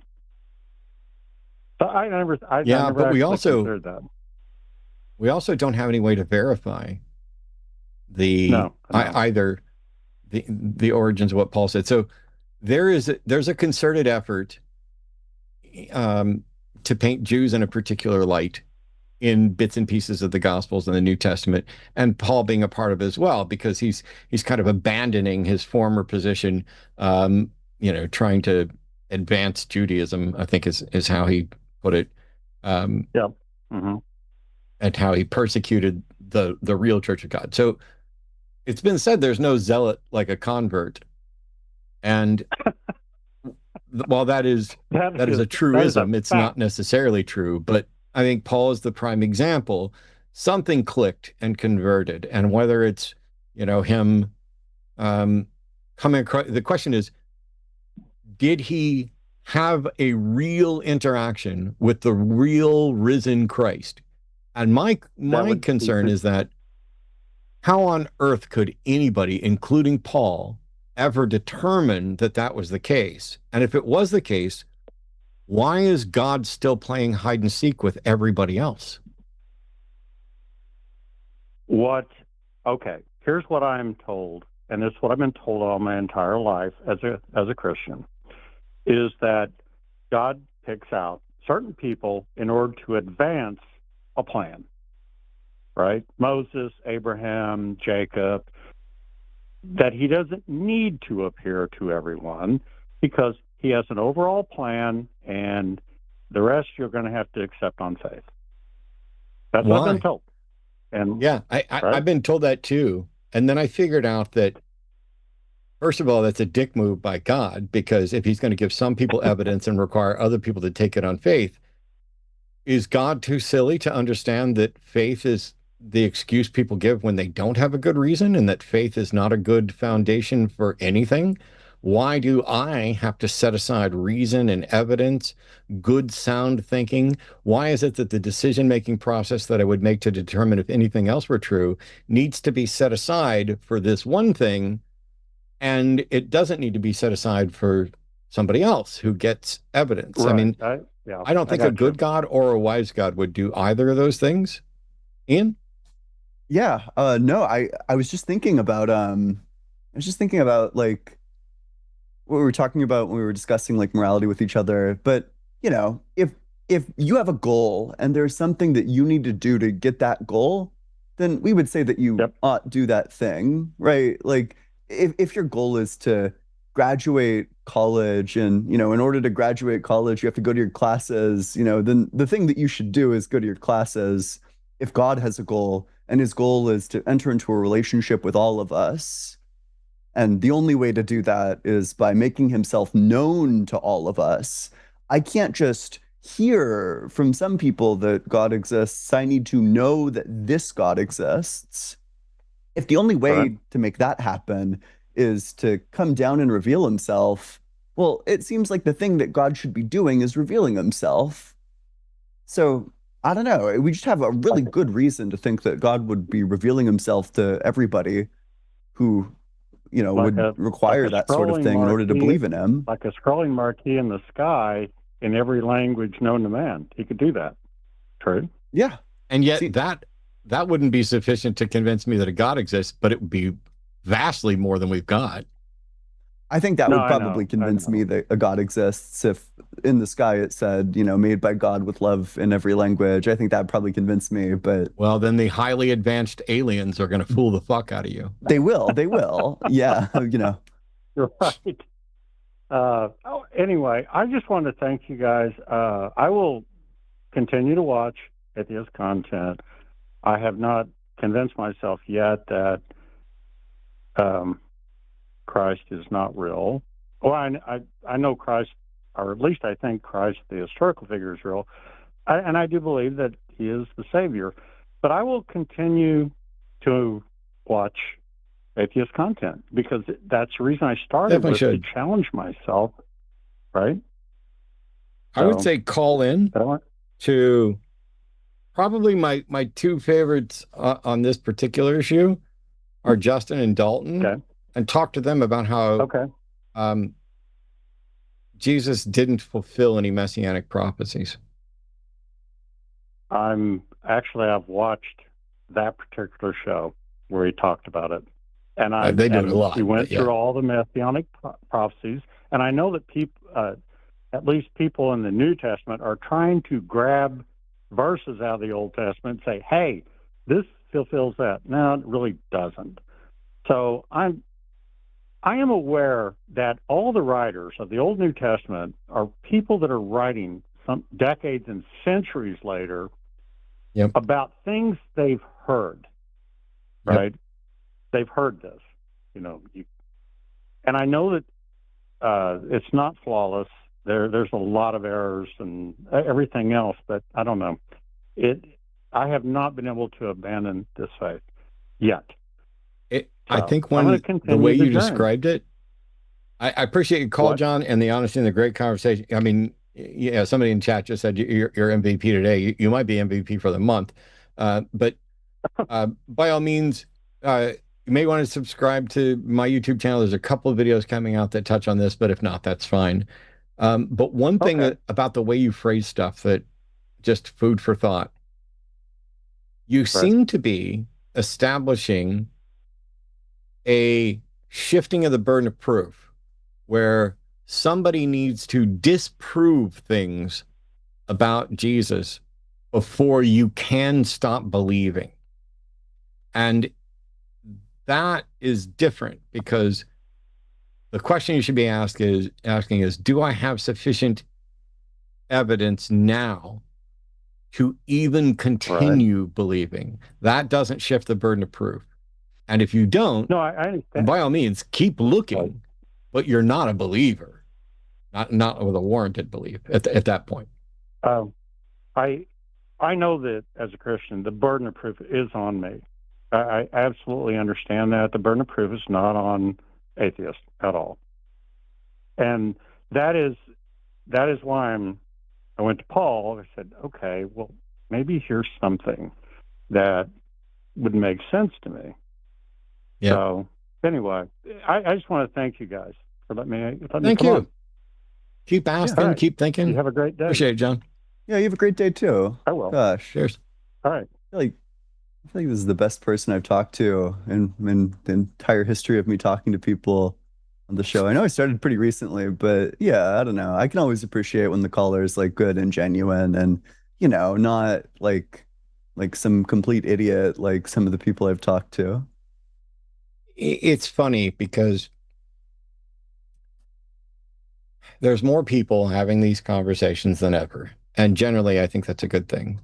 But the signal to noise ratio has been dipping on a trend where, because we've popularized it, and by we, I'm talking about all of us, on all sides of it, because we popularized it, people pay attention. And if people pay attention, that draws in the trolls and the dishonest callers. And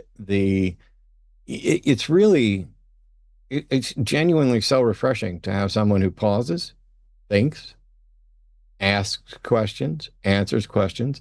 And when you ask a question, doesn't say, oh, yeah, well, what do you mean by morality? You can't even tell me what you mean by this. Therefore, it's like, yeah.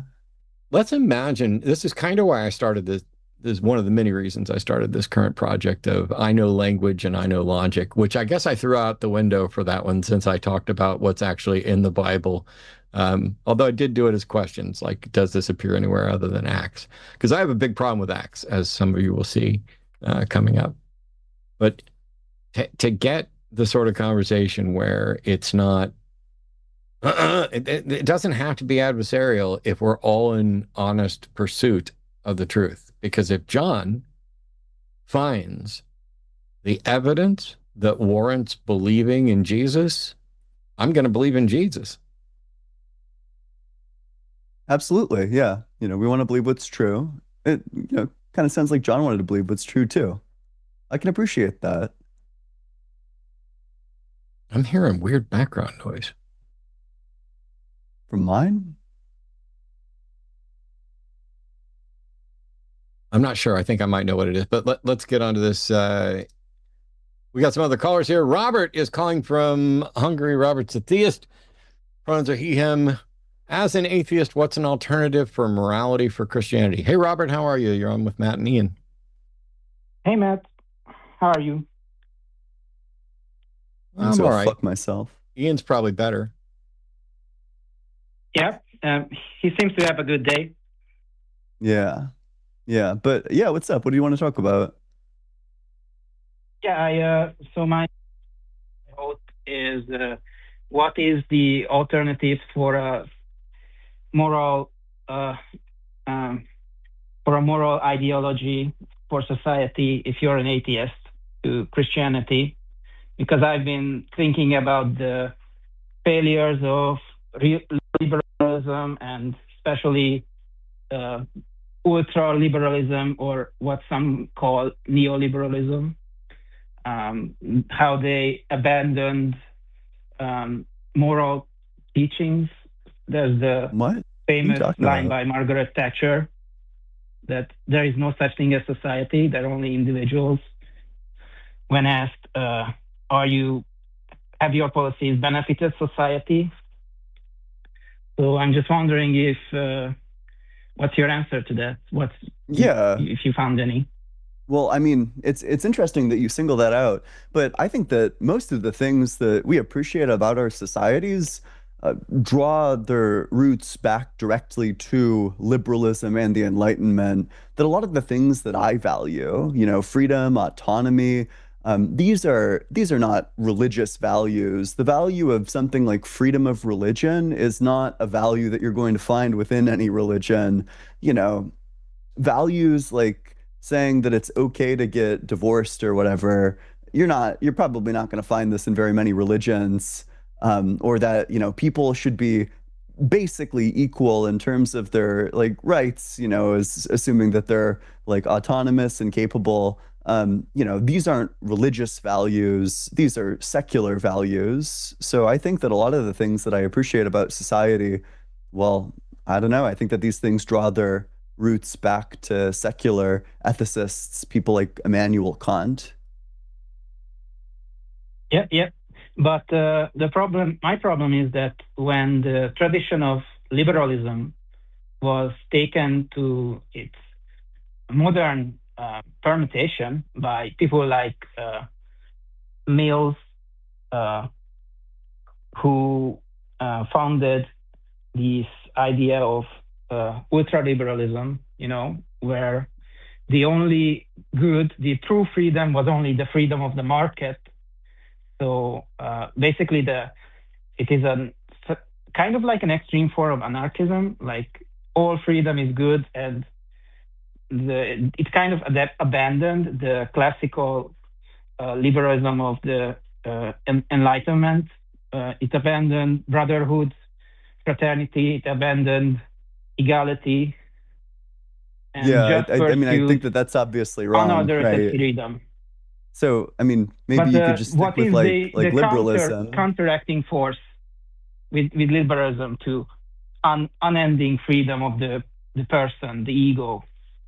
Yeah, I think there's a couple of things to say. One, I think that more or less your obligations to other people can be summarized as everybody has a right to freedom and well-being. And then I think that there are certain obligations to yourself that, you probably have some obligation to yourself to live a good life wherein you develop your capacities to be like a person. You're developing things like your well-being over time. Um, so I think that that actually precludes things like anarcho-capitalism because, you're going to have to value things like people's well-being, not just your well-being, but everybody's well-being. You're going to need to be putting some stock in that. It's not just that you can like infinitely fuck people over based on your ability to do so. You have obligations to yourself and you have obligations to other people. I mean, I personally find myself aligning basically with like social democracy, something like that. That seems like an alternative that, yeah, go for it, Matt. I have just a quick question. I got distracted because I was responding to Arden on something. Just either of you can tell me if this is correct. Robert is a theist who didn't call in to defend Yes. theism, but called in to ask what counters there are to extreme liberalism. Yes, because I believe the original counter in traditional liberalism was the idea of brotherhood, the universal brotherhood. That What? I think the early liberals relied on Christian ideas of I don't think keeper. Am what I the ideal keeper of my what brother? And ideal are such you ideas. calling Christian? Because just because there's something that is contained within Christianity, like forgiveness, that's not exclusive to or original to Christianity, and neither is brotherhood, neither is community. Not all of these things are just human principles that get rolled into different versions of different religions. Not all Christians are going to feel the same way about brotherhood. Mhm. No, of course not. But So why I call think as a those things Catholic, why call those things Christian? So, for example, there's a pastor um, that my buddy Hemet Mena likes to um, point people to because he says just absolutely awful things. His name's Dale Partridge, and he's a lunatic, but he's a Christian. And yesterday, no, 2 days ago, he tweeted, almost everything you've been told is a lie. The truth. Women voting has oppressed women. Homosexuals can't marry. Nations are genetic families. The Jews are not God's people. Singleness is not a gift from God. Children are cheap. Single fathers do better than single mothers. Now, this guy is a nut job who is actively lying and spreading just the worst ideas. Um, and yet he um, calls himself a Christian and points to the Bible and can back up his views with biblical verses. So if one person can support misogyny and slavery by pointing to the Bible and what they view as those Christian values, and somebody else can point to the opposite by picking different verses, why do we get to call anything Christian other than following Christ? yeah, that's when I become an institutionalist. That I believe that the institutions are the ones that carry the collective wisdom of in, human evolution and progress. So, as a Catholic, I think that the Church has tried to improve its teachings over time and guards against extremism and radicalism, like this Why would it need jackass to? pronounces. Sorry? Wait, What? did you say like pronouns? No, I said pronounces the demagoguery and yeah. Okay. Well, the Yeah. Catholic Church is a criminal organization that has covered up sex Well, predators and been involved in all of that. Um, is so is I'm that not still the case, impressed. Matt? Hang on. Is that still the case? Hang on. I'm not impressed with the That's Catholic enough Church question. as the, I'm sorry, I'm still talking. I'm not impressed with the Catholic Church as any sort of litmus test for improvement. I will say the current Pope is probably the greatest Pope in the history of the world, and he and I agree on a great many things, but he's still running a criminal organization, and nothing about what he's advocating for that I would agree with is necessarily Christian. It's, as a matter of fact, the Pope's come under fire for sounding not Christian enough. Yeah. But the last Pope was pretty good too, in my opinion. And regarding your claim that it is a criminal organization, I mean, there are certainly crimes committed in the past, but why do you think that is still true? Are you aware of the Because, I think fact it has that, made plenty. I'm sorry, go ahead, Ian. yeah, Yeah. I was just going to ask, are you aware of the fact that basically every Catholic church has something called sexual misconduct and molestation liability insurance? They're literally insuring themselves in case their priests molested kids. Why would they need that? Well, Could I you guess imagine if the fucking line had a thing like that? And by the way, there are still priests alive right now that have been shielded from prosecution by the Catholic Church. Are they getting ready to turn them all in? No. What do you That's mean why shielded? I think What do you shielded, mean? as in I'm not telling you. priests. Tell me more. I'm answering your question. These priests molested people, including kids, and the Catholic Church hid it, covered it up, moved them from one parish to another, and helped them avoid prosecution by the authorities. And those people have not been turned over. Is the Pope going to be turning them over today? Because until he does, he's still running a criminal organization that is actively preventing prosecution of pederasts. And by the way, the Catholic Church isn't the only one. This takes place in Protestant churches as well, but the Catholic Church is absolutely currently a criminal organization. I mean, I know that happened before, but it's still what's happening. Your source of knowledge that is still going on? Robert. Yep. Can you list the ones they've turned in? No, you can't. Because they haven't. They are hiding. Are there still Catholic priests right now who raped people, who were shielded from prosecution, who have not been turned over to authorities? There was a famous case in Australia of Cardinal Pell. He fled the country, I think. Didn't he flee it for like the Vatican? There are multiple documentaries. This is absolutely embarrassing, Robert, that you're going to pretend that the answer isn't obviously yes. Yes, in fact, there are still this happened, Catholic I saw priests. Those documentaries, but I just don't know that it's still going on. Robert, are there living Catholic priests right now who the Catholic Church knows sexually assaulted people who have not been turned over to criminal authorities for justice? Yes or no? The honest answer, I don't know if they're still existing. Then you don't know what you're talking about, and you haven't bothered to look into this. Do you? And by the way, if you identify as a Catholic and you haven't looked into this, you are now complicit in the cover-up. I have looked into it, and what I found you haven't. My local church and in my country has made plenty of reforms, and things that you mentioned, insurance, I guess part of the reason those exist is that any such thing would happen, the victims would be compensated. I'm sorry.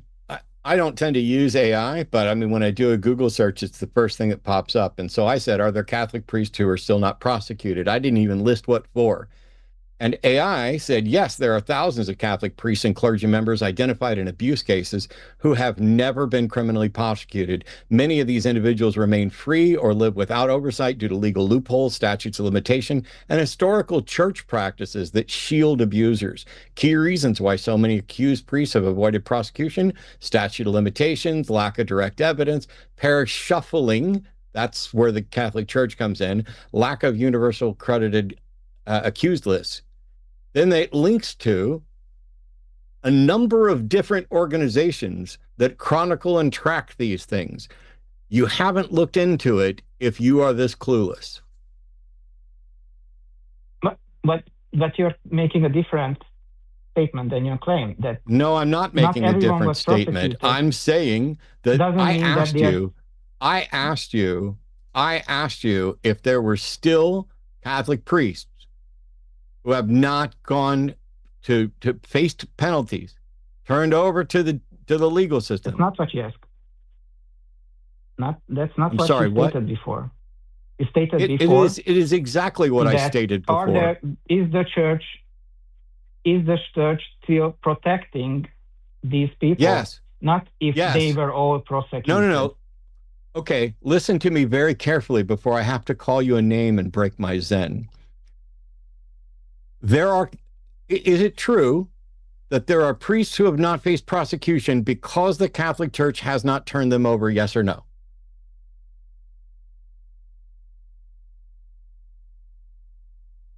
there might be other reasons. I don't know. Fuck you. Fuck you. I didn't ask. Listen to you. Man, you Listen to just you. read. No. I'm going to mute you and I'm going to lecture you like the little bitch that you are right now. So sit down. This is as close to me in Zen mode, losing my shit as possible when people embarrassingly throw out their morals in order to protect their fucking church that they know to be and have been exposed to be a criminal organization. So you sit there and you pay fucking attention. Because I'm doing this calmly. We know from a number of different investigations, not from necessarily church releasing information, but from a number of investigations, that there are in fact priests who the Catholic Church could turn over to the authorities and do have information on their crimes, and yet they are free. And when I ask you this, instead of saying, yes, those people exist, your dishonest, shady as fuck, embarrassingly inhuman response was to say, well, there could be other reasons too. Well, thank you for that admission.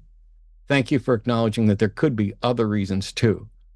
But that means that you agree that the Catholic Church could, in fact, turn over the information so that these individuals face prosecution, and they are not turning this information over.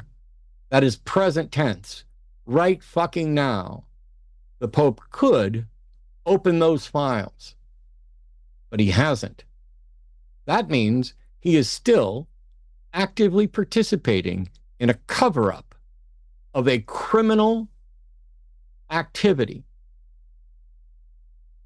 And the suggested data, by the way, not just the Catholic Church, this goes on all over the place. It's just the Catholic Church's easy pickings.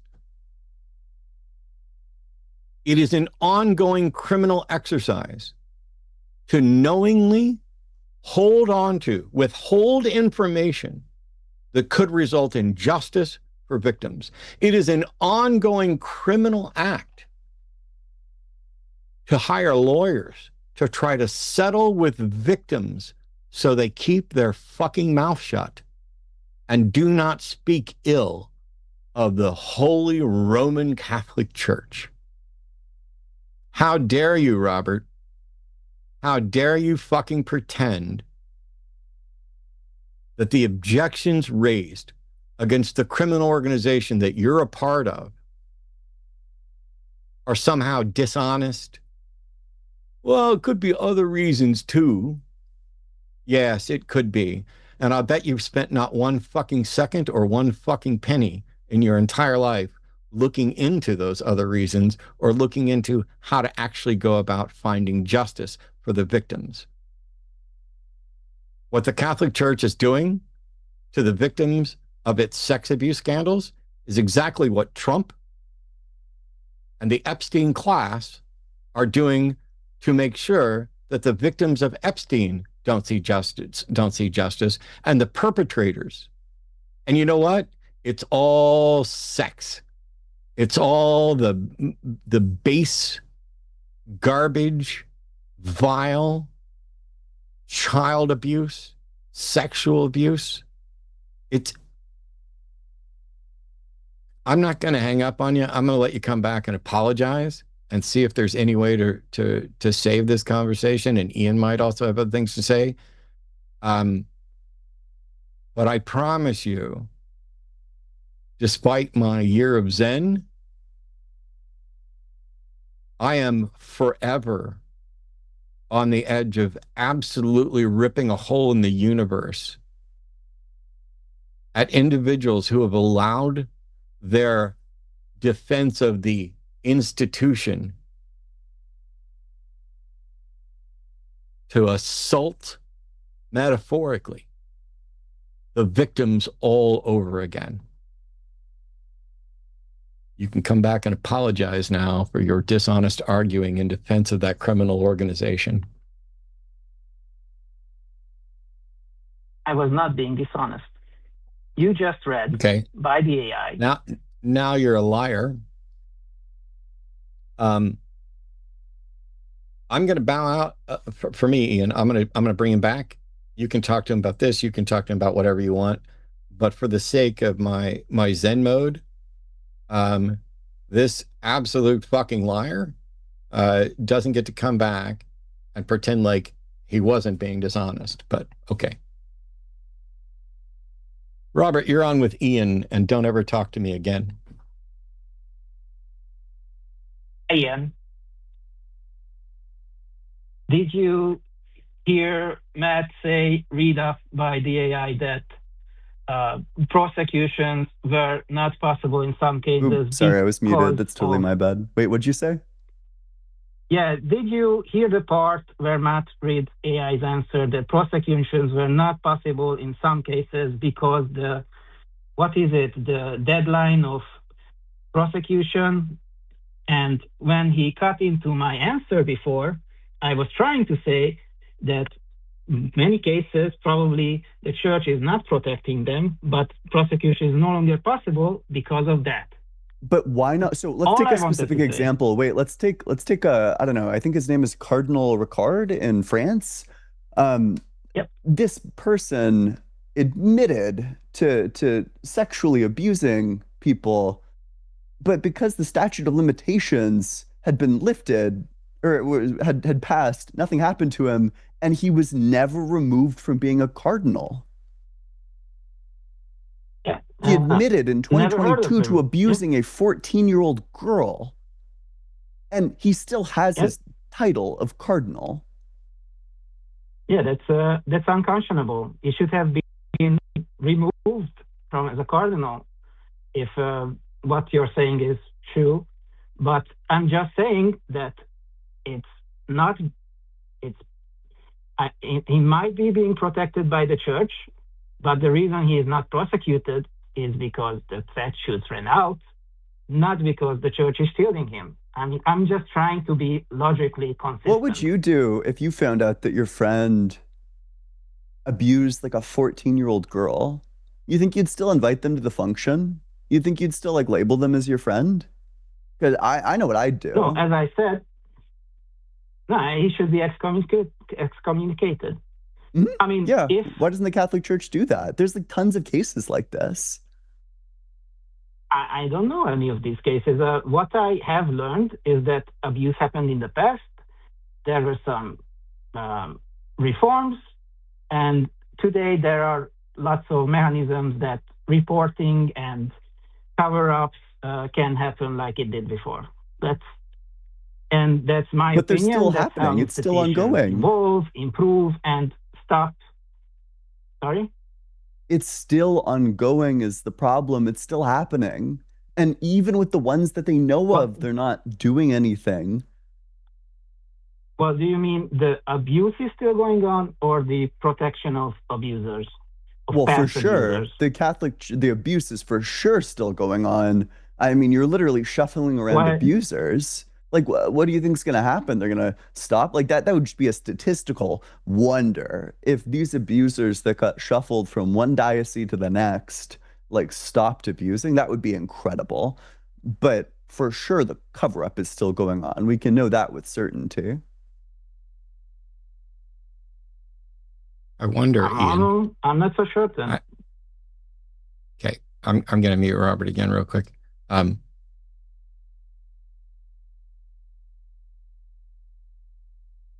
If you possess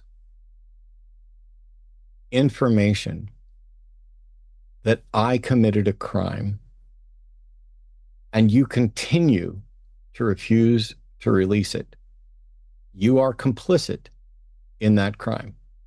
Yep. That is my position. That, even if there wasn't abuse going on, which would be a miracle enough to almost prove that a God exists. Yeah. Even if they had finally stopped all the abuse, what makes them a criminal organization is not just all the crime that they've done and supported in the past, but the continued crime that they're doing by not actively working to expose and bring people to justice. They are hiding information and they are hiding rapists. They are hiding abusers. Sorry, I have no interest in speaking with Robert as he continues to dissemble, but I wanted to correct the misinformation because Robert is going to continue to fucking spin as if, oh, well, there's no evidence that they're doing something ongoing. Yes, by not releasing the information that they have, they are in fact engaged in an ongoing criminal exercise. And the fact that they use the seal of confession and the rights of the priesthood, which are absolutely, absolutely fucking bullshit that should not exist. In Yeah. order to do Oh, that yeah. is also an embarrassment of their religion. Oh yeah, this one, I think this one is like indisputable.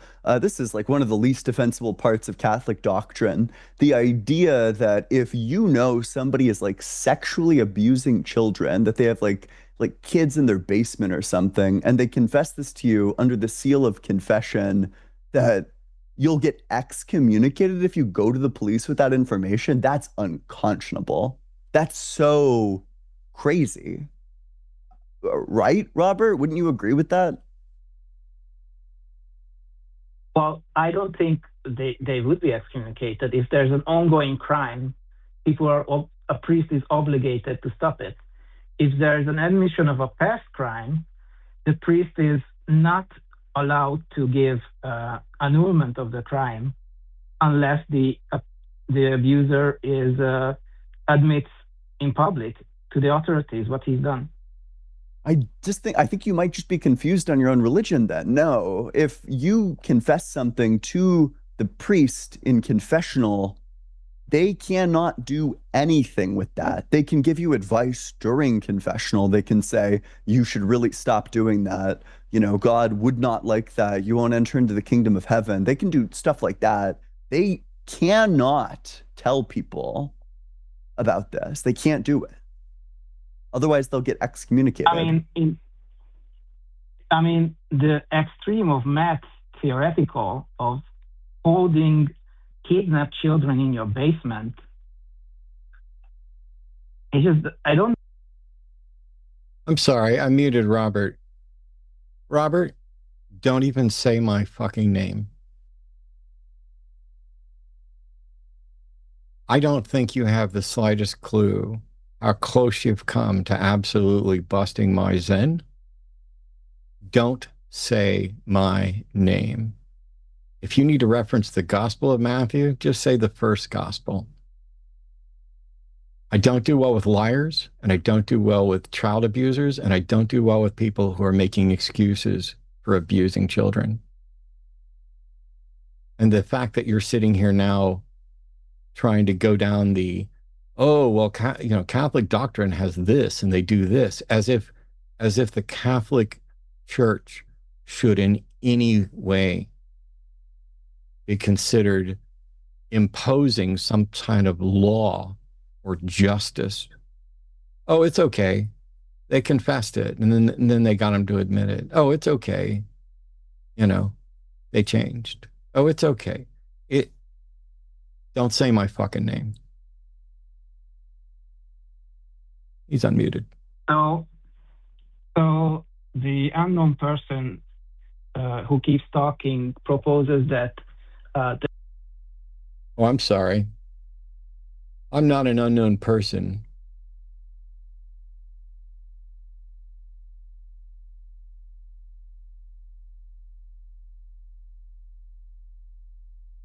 I'm not an unknown person.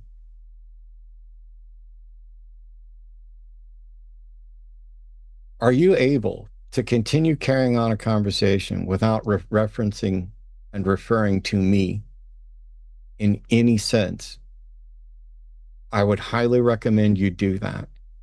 I'm bending over backwards to give you the opportunity to continue burying yourself in a conversation with Ian. Sorry if it wasn't clear when I said, don't say my name. Don't fucking reference me. I'm like John Cena. You don't see me. Knock it the fuck off. Yeah, The back. listen. So, okay, this is like an easy fact. You can easily just Google this. Google, can the priest ever in any circumstance break the seal of confession? What will come up is no, a priest can never break the seal of confession under any circumstances. The rule is absolute and inviolable, meaning a priest is bound to maintain this secrecy even under the threat of torture, imprisonment, or death. Breaking it results in automatic excommunication. You can just Google that. So, do you think that it is morally good if somebody confesses to a priest that they have children in their basement? Do you think that it would be bad for that priest to then go tell the police that this person has children in their basement? No, no, I don't think so. But Does the Catholic Church think so? generally, that is not the teaching about confession. Like, it's mostly talking about past crimes. I mean, is it You even can just Google realistic to this. talk about that an ongoing criminal confesses to an ongoing crime? I mean, if that's the case, the priest don't even need to break the confession. He just goes to the guy's basement and frees the children. I mean, That can't gets we you say in automatically more realistic excommunicated. sense? Just Google it. Yeah, if you break the seal, meaning if you tell other ones, if you just go down to the guy's basement and free the children, is that breaking the seal of confession? I don't think so. I think that it restricts. So, okay, let's say that it doesn't do that, but let's say you have no idea where the person lives. Would it then be wrong to go to the police? No, I don't think so. And I guess Then why are you the getting priest would be excommunicated for it? If it's not excommunicated. Like, wrong, then why would that's they what he should do. excommunicate you? Like literally just Google, is there any circumstance where you can break the seal of confession? No, there isn't. It's But just straight up, it's then, inarguable, it's absolute even. but like, these rules are made to govern actual probable things. Like, this theoretical is not something that has ever happened or that any priest was ever excommunicated for You don't think any priest has breaking the ever heard confession. that? You don't think any priest has ever had it Or confessed to them like rape or like child rape or like ongoing child rape? You don't think that's ever no, happened? In the history of the Catholic Church, it's well, never happened?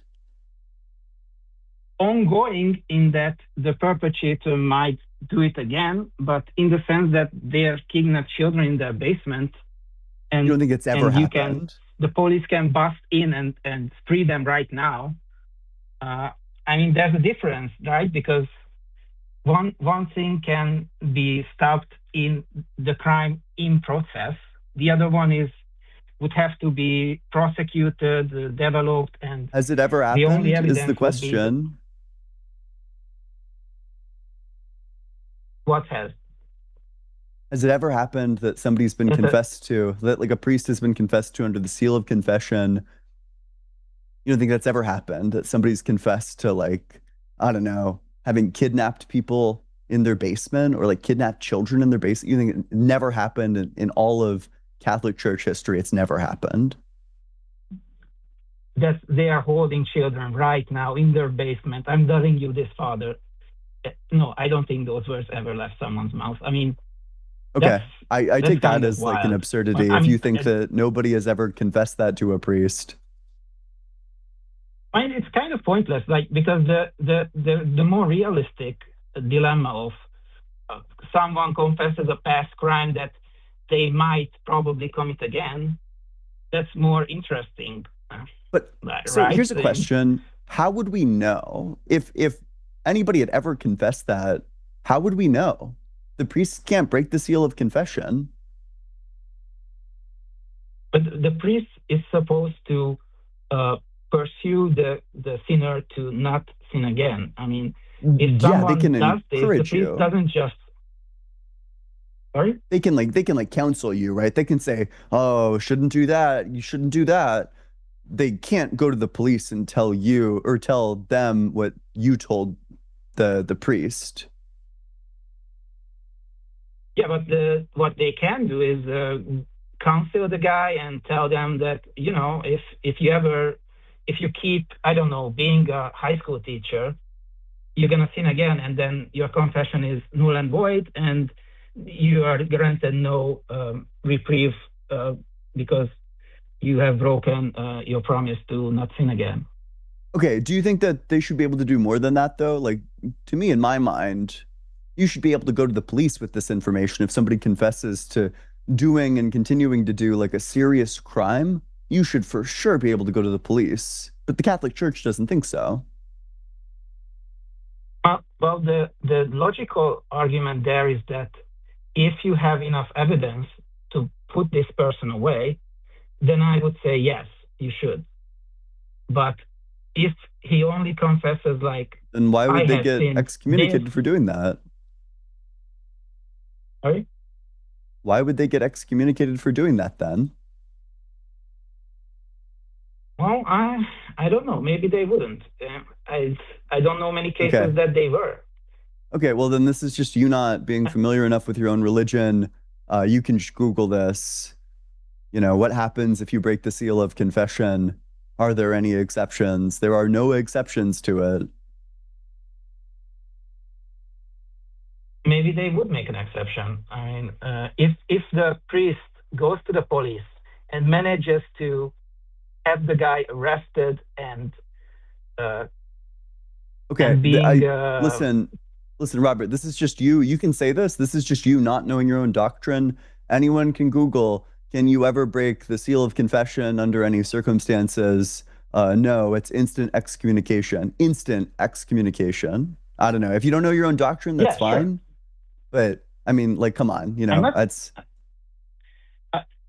I'm not saying I don't. That wouldn't be the case. That maybe then the priest should do it. It's up to his decision and what he feels is right with God. And if he has enough evidence because the guy confessed enough, then he should be excommunicated, and then God will decide if what he did was righteous or not. You don't think that people who get excommunicated? Okay, this is just another example of you not knowing your own doctrine. You know, people who get excommunicated don't go to heaven. That's also a piece of doctrine, by the way. I don't know if you knew that.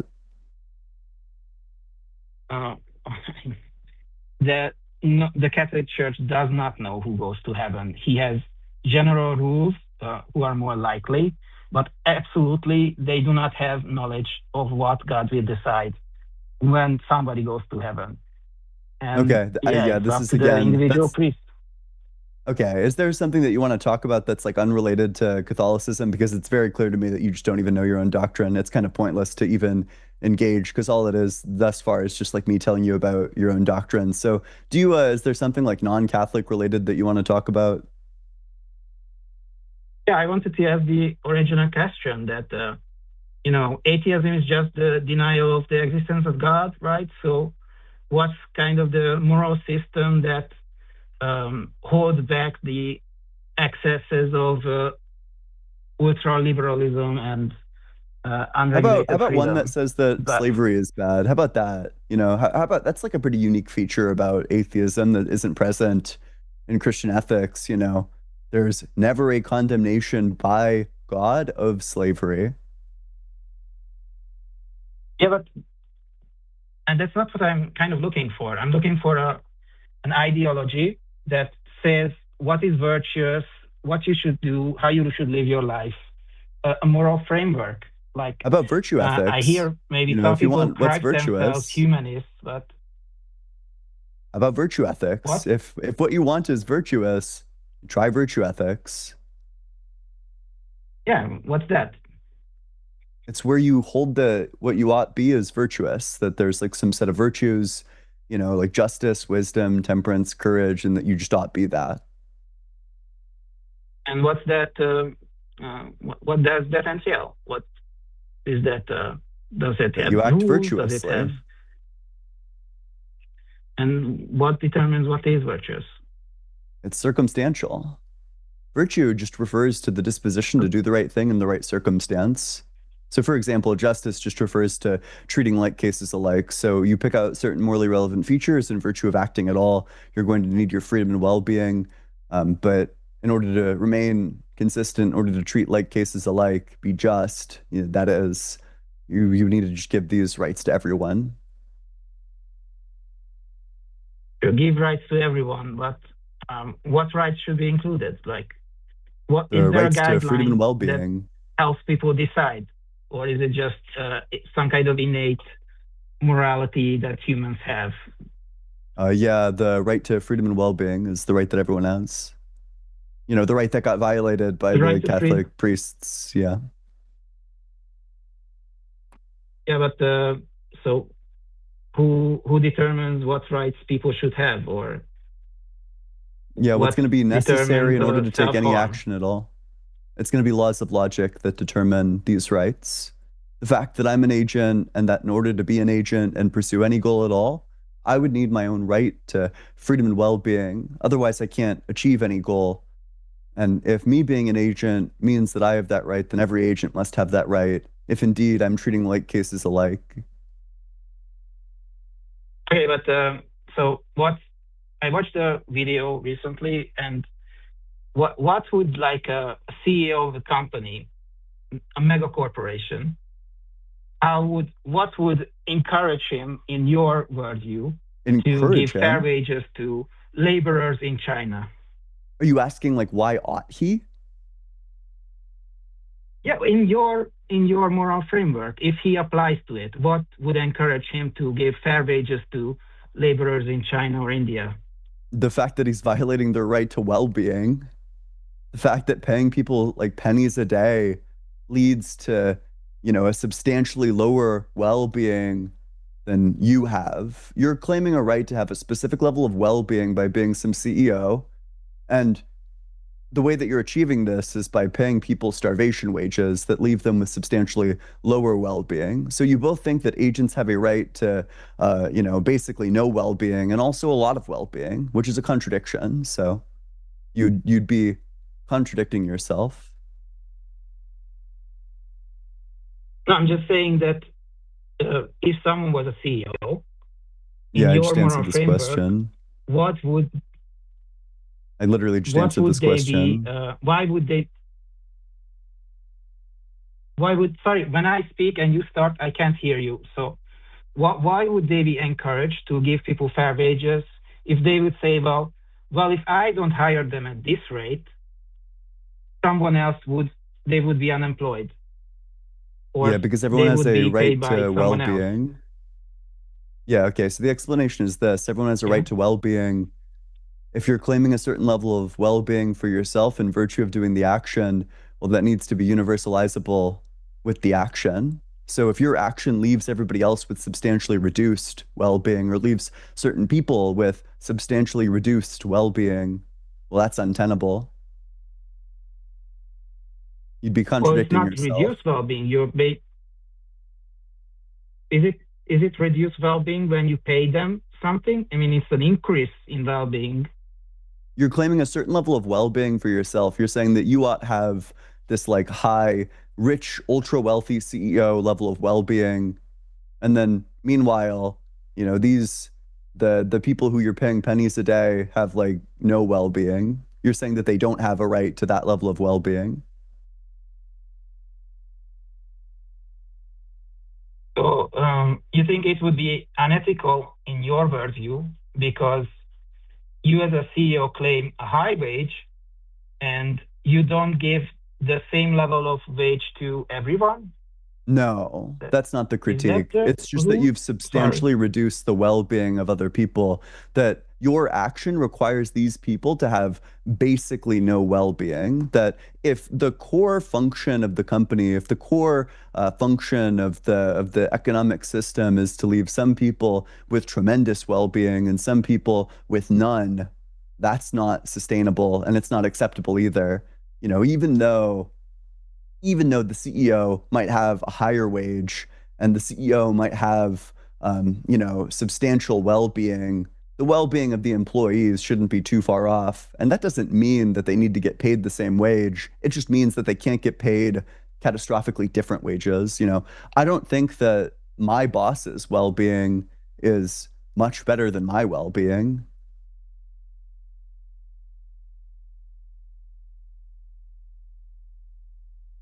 Okay, but you kind of saying that they reduce the well-being of the workers. If a CEO creates a factory in China and hires people who work there willingly, they get paid. So their well-being, in a sense, increases, because if they wouldn't be a factory, they would be either unemployed or paid even less. Yeah, that's So a problem with the system, the way right? you That's a articulate, problem with the exploitative nature of it all. The system is exploitative towards these groups of people. It basically guarantees that they have this low level of well-being, which is why unregulated capitalism is in violation of my moral system. yeah, but why is it in violation? Because you're kind of articulating Because that it it's violates their right to well-being for like the 8th time. It violates the right of these people getting not. paid pennies a day to that specific level of well-being. Yeah, but you keep saying that the violation is that they reduce their well-being, but it So doesn't that's not, actually the reduce it. violation isn't that it reduces the well-being. It's that you're guaranteeing that they have this level of well-being. But in order to take the action in the first place, you would need way more well-being than that. In order to take the well-being, you need way more than that? What do you mean? You wouldn't be able to be the CEO of a company if the level of well-being that you had was the same level of well-being as the person who's getting paid pennies a day. You wouldn't have the energy for it. You'd be sick. Yeah, obviously. Yeah, that's exactly right. So, but in order to take the actions and be like the CEO of a company, you need a certain level of well-being. But then you're claiming that these workers who you're paying pennies a day aren't entitled to that same level of well-being. So agency is both sufficient to a right to that level of well-being, but also insufficient. So you'd be contradicting yourself, which is why it's in violation of the moral system.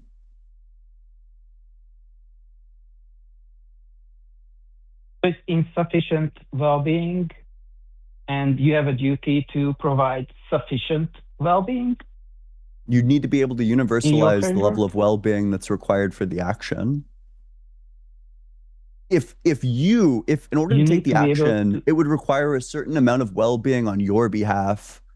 You need to be able to take the action and not reduce anybody else below that level of well-being. That's the criteria. It's universalizability. Take the action and... Sorry, what do you mean by take the action? I just don't... maybe it's the English I don't understand. Your action cannot reduce people below the level of well-being that would be required for you to take the action in the first place. So let's take a murderer. You need to be alive in order to do a murder, but the murder is going to leave somebody not alive.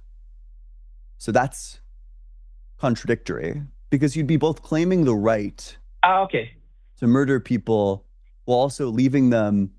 So you'd be claiming the right to life while also denying the right to life. So it's not, you're not able to consistently hold the rights that you would need to claim for the action in the first place. Okay, now I see. I didn't have the context of you can't take an action that reduces your state. Why you take action? So you're saying that you shouldn't pay someone below living wages that you're only able to pay them because you're above that level. But again, your phrasing, the words you say, is that you're reducing their well-being, when actually I would imagine a lot of I just clarified to you that that's not what's going on. And you even stated it back to me. So at this point, I think you probably just don't have a critique of the system. Well, my critique is that capitalists would argue that they are not reducing their well-being. They are increasing it from the level that would exist without them. I'm not saying that they're decreasing their well-being from where they are if they were like unemployed. My claim is that in order to take actions that are going to leave people in China exploited or people in India exploited, where you're paying these people like literal like pennies a day for the work, that this is going to lead to a severely reduced state of well-being in them, like the workers, a state of well-being that you could not be the CEO of a company with.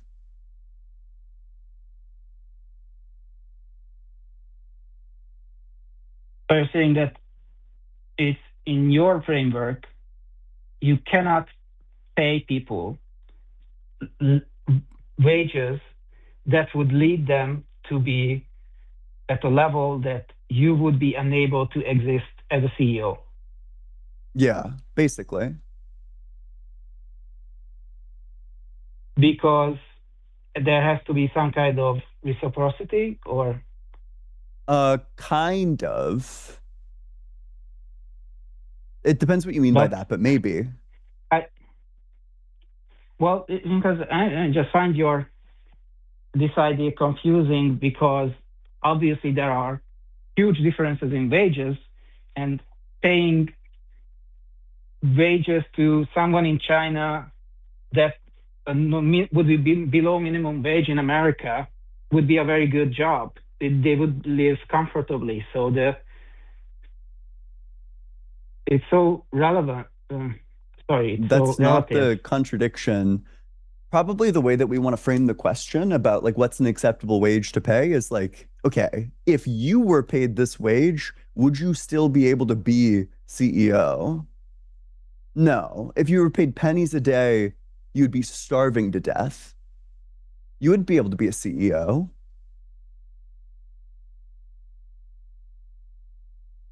Yeah, but I think that's kind of a different standard, because a CEO It's the same standard. has a Okay. lot more responsibility. Could you survive I as a wouldn't. CEO and continue to be a CEO if you get paid like pennies a day?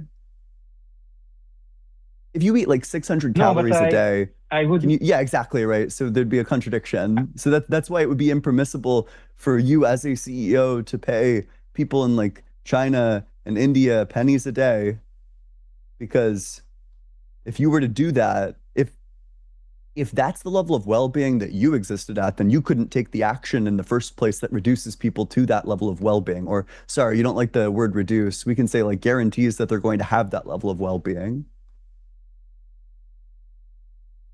What level? The starvation level. The guarantees, but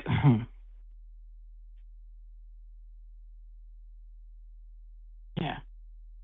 Well, I mean, this is a but the great thing is that, demonstration. No, I was just going to grandstand, but yeah, if you have like a response to that, go for it. Yeah, I'm just thinking that I work for a big company and I had a decent salary, but I wouldn't do the job of a CEO for that, even though it not the wasn't claim. starvation level. It was highly above that, but I wouldn't take the same risk and responsibility for that kind of work. Yeah. So let's say that you get paid like $80,000. A person who gets paid $80,000 can they probably have the well-being required to be the CEO. Like they can at least structure their life in a way they have like the energy to be a CEO. So a CEO paying somebody $80,000 wouldn't be inconsistent, because they're setting people at levels of well-being such that if they had that level of well-being, they could still take the action. It's a question of universalizability. Well, they could take the action of being a CEO, but they wouldn't, like, willingly. That's the question, is whether or not they can. Refuse the job, like. Well, yes, that's totally fine. It's a question of whether or not they have the well-being to do that thing. That's the criteria. It's a question of whether or not you can universalize it, whether or not if you take this action and reduce and make somebody's well-being a certain amount, if you had that well-being, would you still have been able to take the action in the first place? Go back to the murderer example. If you murder somebody, you'd leave them dead. But if you were dead, you couldn't do the murder in the first place. you'd both need to claim the right, the freedom and well-being to do the murder, whereas you'd be denying people that same well-being that would be required to do it in the first place. You're being inconsistent. You're claiming rights based on nothing, that your agency is sufficient for a specific level of freedom and well-being for you, so it must be sufficient for all other agents as well. Okay, but how's this? Is this different from the biblical "do unto others as you would be done to you"? Absolutely, because so there's a couple of things. First of all, in terms of do unto others as you would want done unto you, this is like a really crude statement, because if I want somebody to come and kill me, do unto others as you would want done unto you would prescribe that you should go and kill other people. But if you need to claim the right to take the action, and you can only claim that right if your action doesn't deprive anybody else of that same right, well, even if I want someone to come and kill me, I can't go and kill them, because in order to kill them, I would need to be alive, and me killing them would make them not alive, so I'd be inconsistent.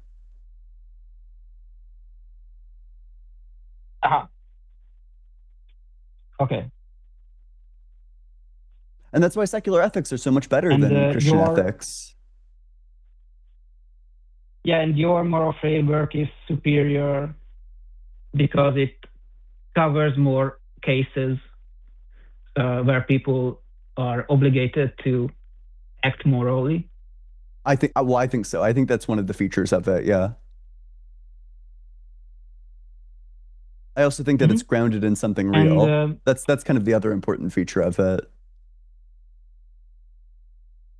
Well, it's grounded in logic, right? Yeah. So it's not something real, but something still just ideology. You don't think logic is real? An idea, logic. Okay. Oh wow! That's how we assess which ideas are true and false, right? Yeah, it's logic is self-consistent, right? It's internally consistent. Yeah. But is it real? It's an idea. In what sense? Yeah. So one other important question is: do you think that this idea, this moral framework you have, can it be applied and encouraged in a wider societal level? I don't see why not. Can it be propagated? Can it be how? How would it be propagated to the masses? Are you asking, like, could we make sure that everybody follows this? Are you asking more of like an enforcement question? The same way that you spread any ideology is the way that you could spread this one. So the question that you're asking now isn't like an yeah. The question you're asking now isn't like an ethical question. You're not asking like what ought we do. At this point, you're asking like a rhetorical question, like how do we convince people of this? No. I don't know, the same way you convince people of anybody or anything. Not just convince people, individuals, but how do you make sure that enough of society follows these ideas? Believe me. Yeah, sorry, Matt. You know, if there was another person in the queue, you know I'd be moving on. But no, there were people in chat who were like, you should move on, you should move on. And the thing is, there aren't other theists in the queue. So I'm going to mute the caller real quick because we touched on a lot of different things. And when you explain a moral system and you show that it's at least better, and you're down to just, well, how would you ever convince people of that? Oh, I don't know. Why don't we threaten them with death and promise them eternal life if they don't pay attention to it? After all, that's how your system did it. Hey, I don't need to hear moral thoughts from someone who thinks that priests can only forgive under certain circumstances and offer magical forgiveness and absolvement of sins. And that if the person they've forgiven doesn't fall in line or stay in line, why, we'll take away your magical get out of problems free card, your magic sin forgiveness, none of which has any ties to actual justice, actual morality, or even legal justice. No victim gets any justice under that system. No perpetrator ever sees justice under that system. The entirety is, oh, you're terrible, but I'll forgive you anyway. There's no compensation. There's no penalty. Oh, Jesus paid the penalty. If Robert assaults kids and God forgives it, that doesn't help the kids. It doesn't lead to any sort of justice. It renders the law and justice completely useless, and it opens the door for him to assault your kid because there was no penalty. There was no, oh, but Robert might sincerely change. Correct. It's possible, I suppose, that Robert stops abusing kids. By the way, this is just the hypothetical, and you fucking deserve it. It's possible that Robert eventually stops hurting kids, but it would be more possible if he were locked up. Because that system doesn't help any kid. It doesn't help any person help any kid. It doesn't help any body help anyone else. It doesn't lead to any justice. It renders the law and justice useless. It opens the door for more assault. When you support a system like that, when it defends the people who are committing SA, amongst other things, against kids, I think you're now suspect. Nobody should allow you around their kids. If you're the type of person who supports a system that offers magical forgiveness without a duty to report, you should not be allowed to be around kids ever. I don't need to have a discussion about morality in anything other than a, here's where you're absolutely wrong. Here's where you sacrificed everything about your human dignity on the altar of idealism and institutional, control.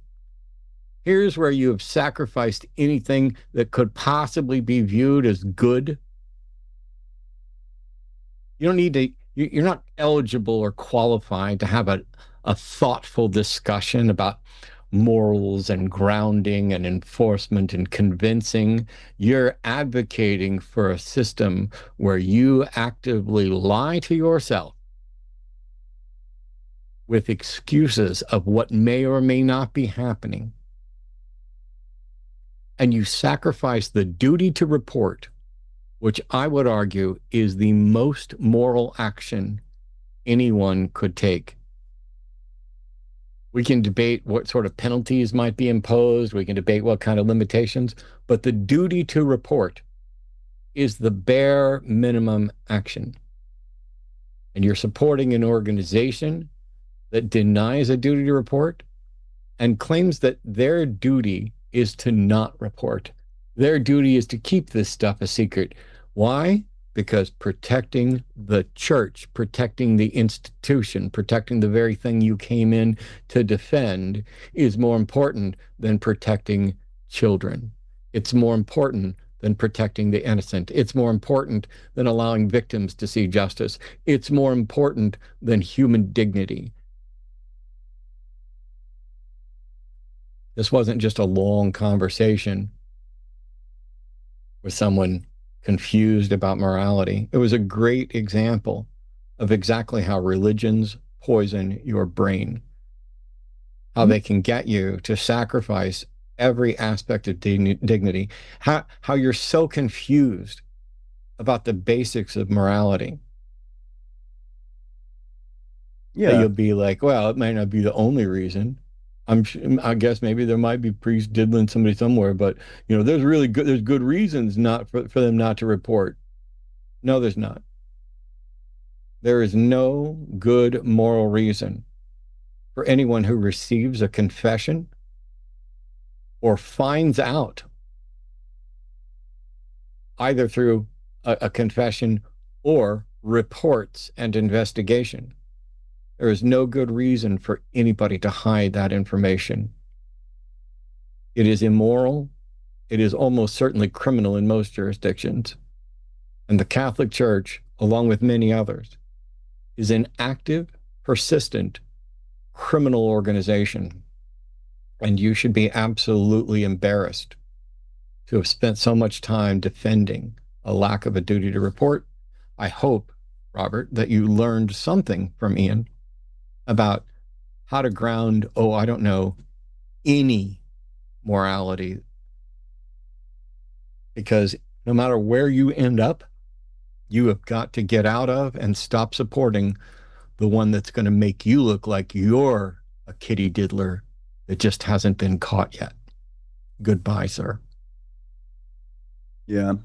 I think that this is well, I don't know, it's like a great reminder and like a series of reminders about why there is never, ever, ever a reason to cede to the theists, that they're the ones with the objective morality and that you're not. Their morality is laughably dumb, laughably dumb. It's absurd on face, and they just have to bite the bullet.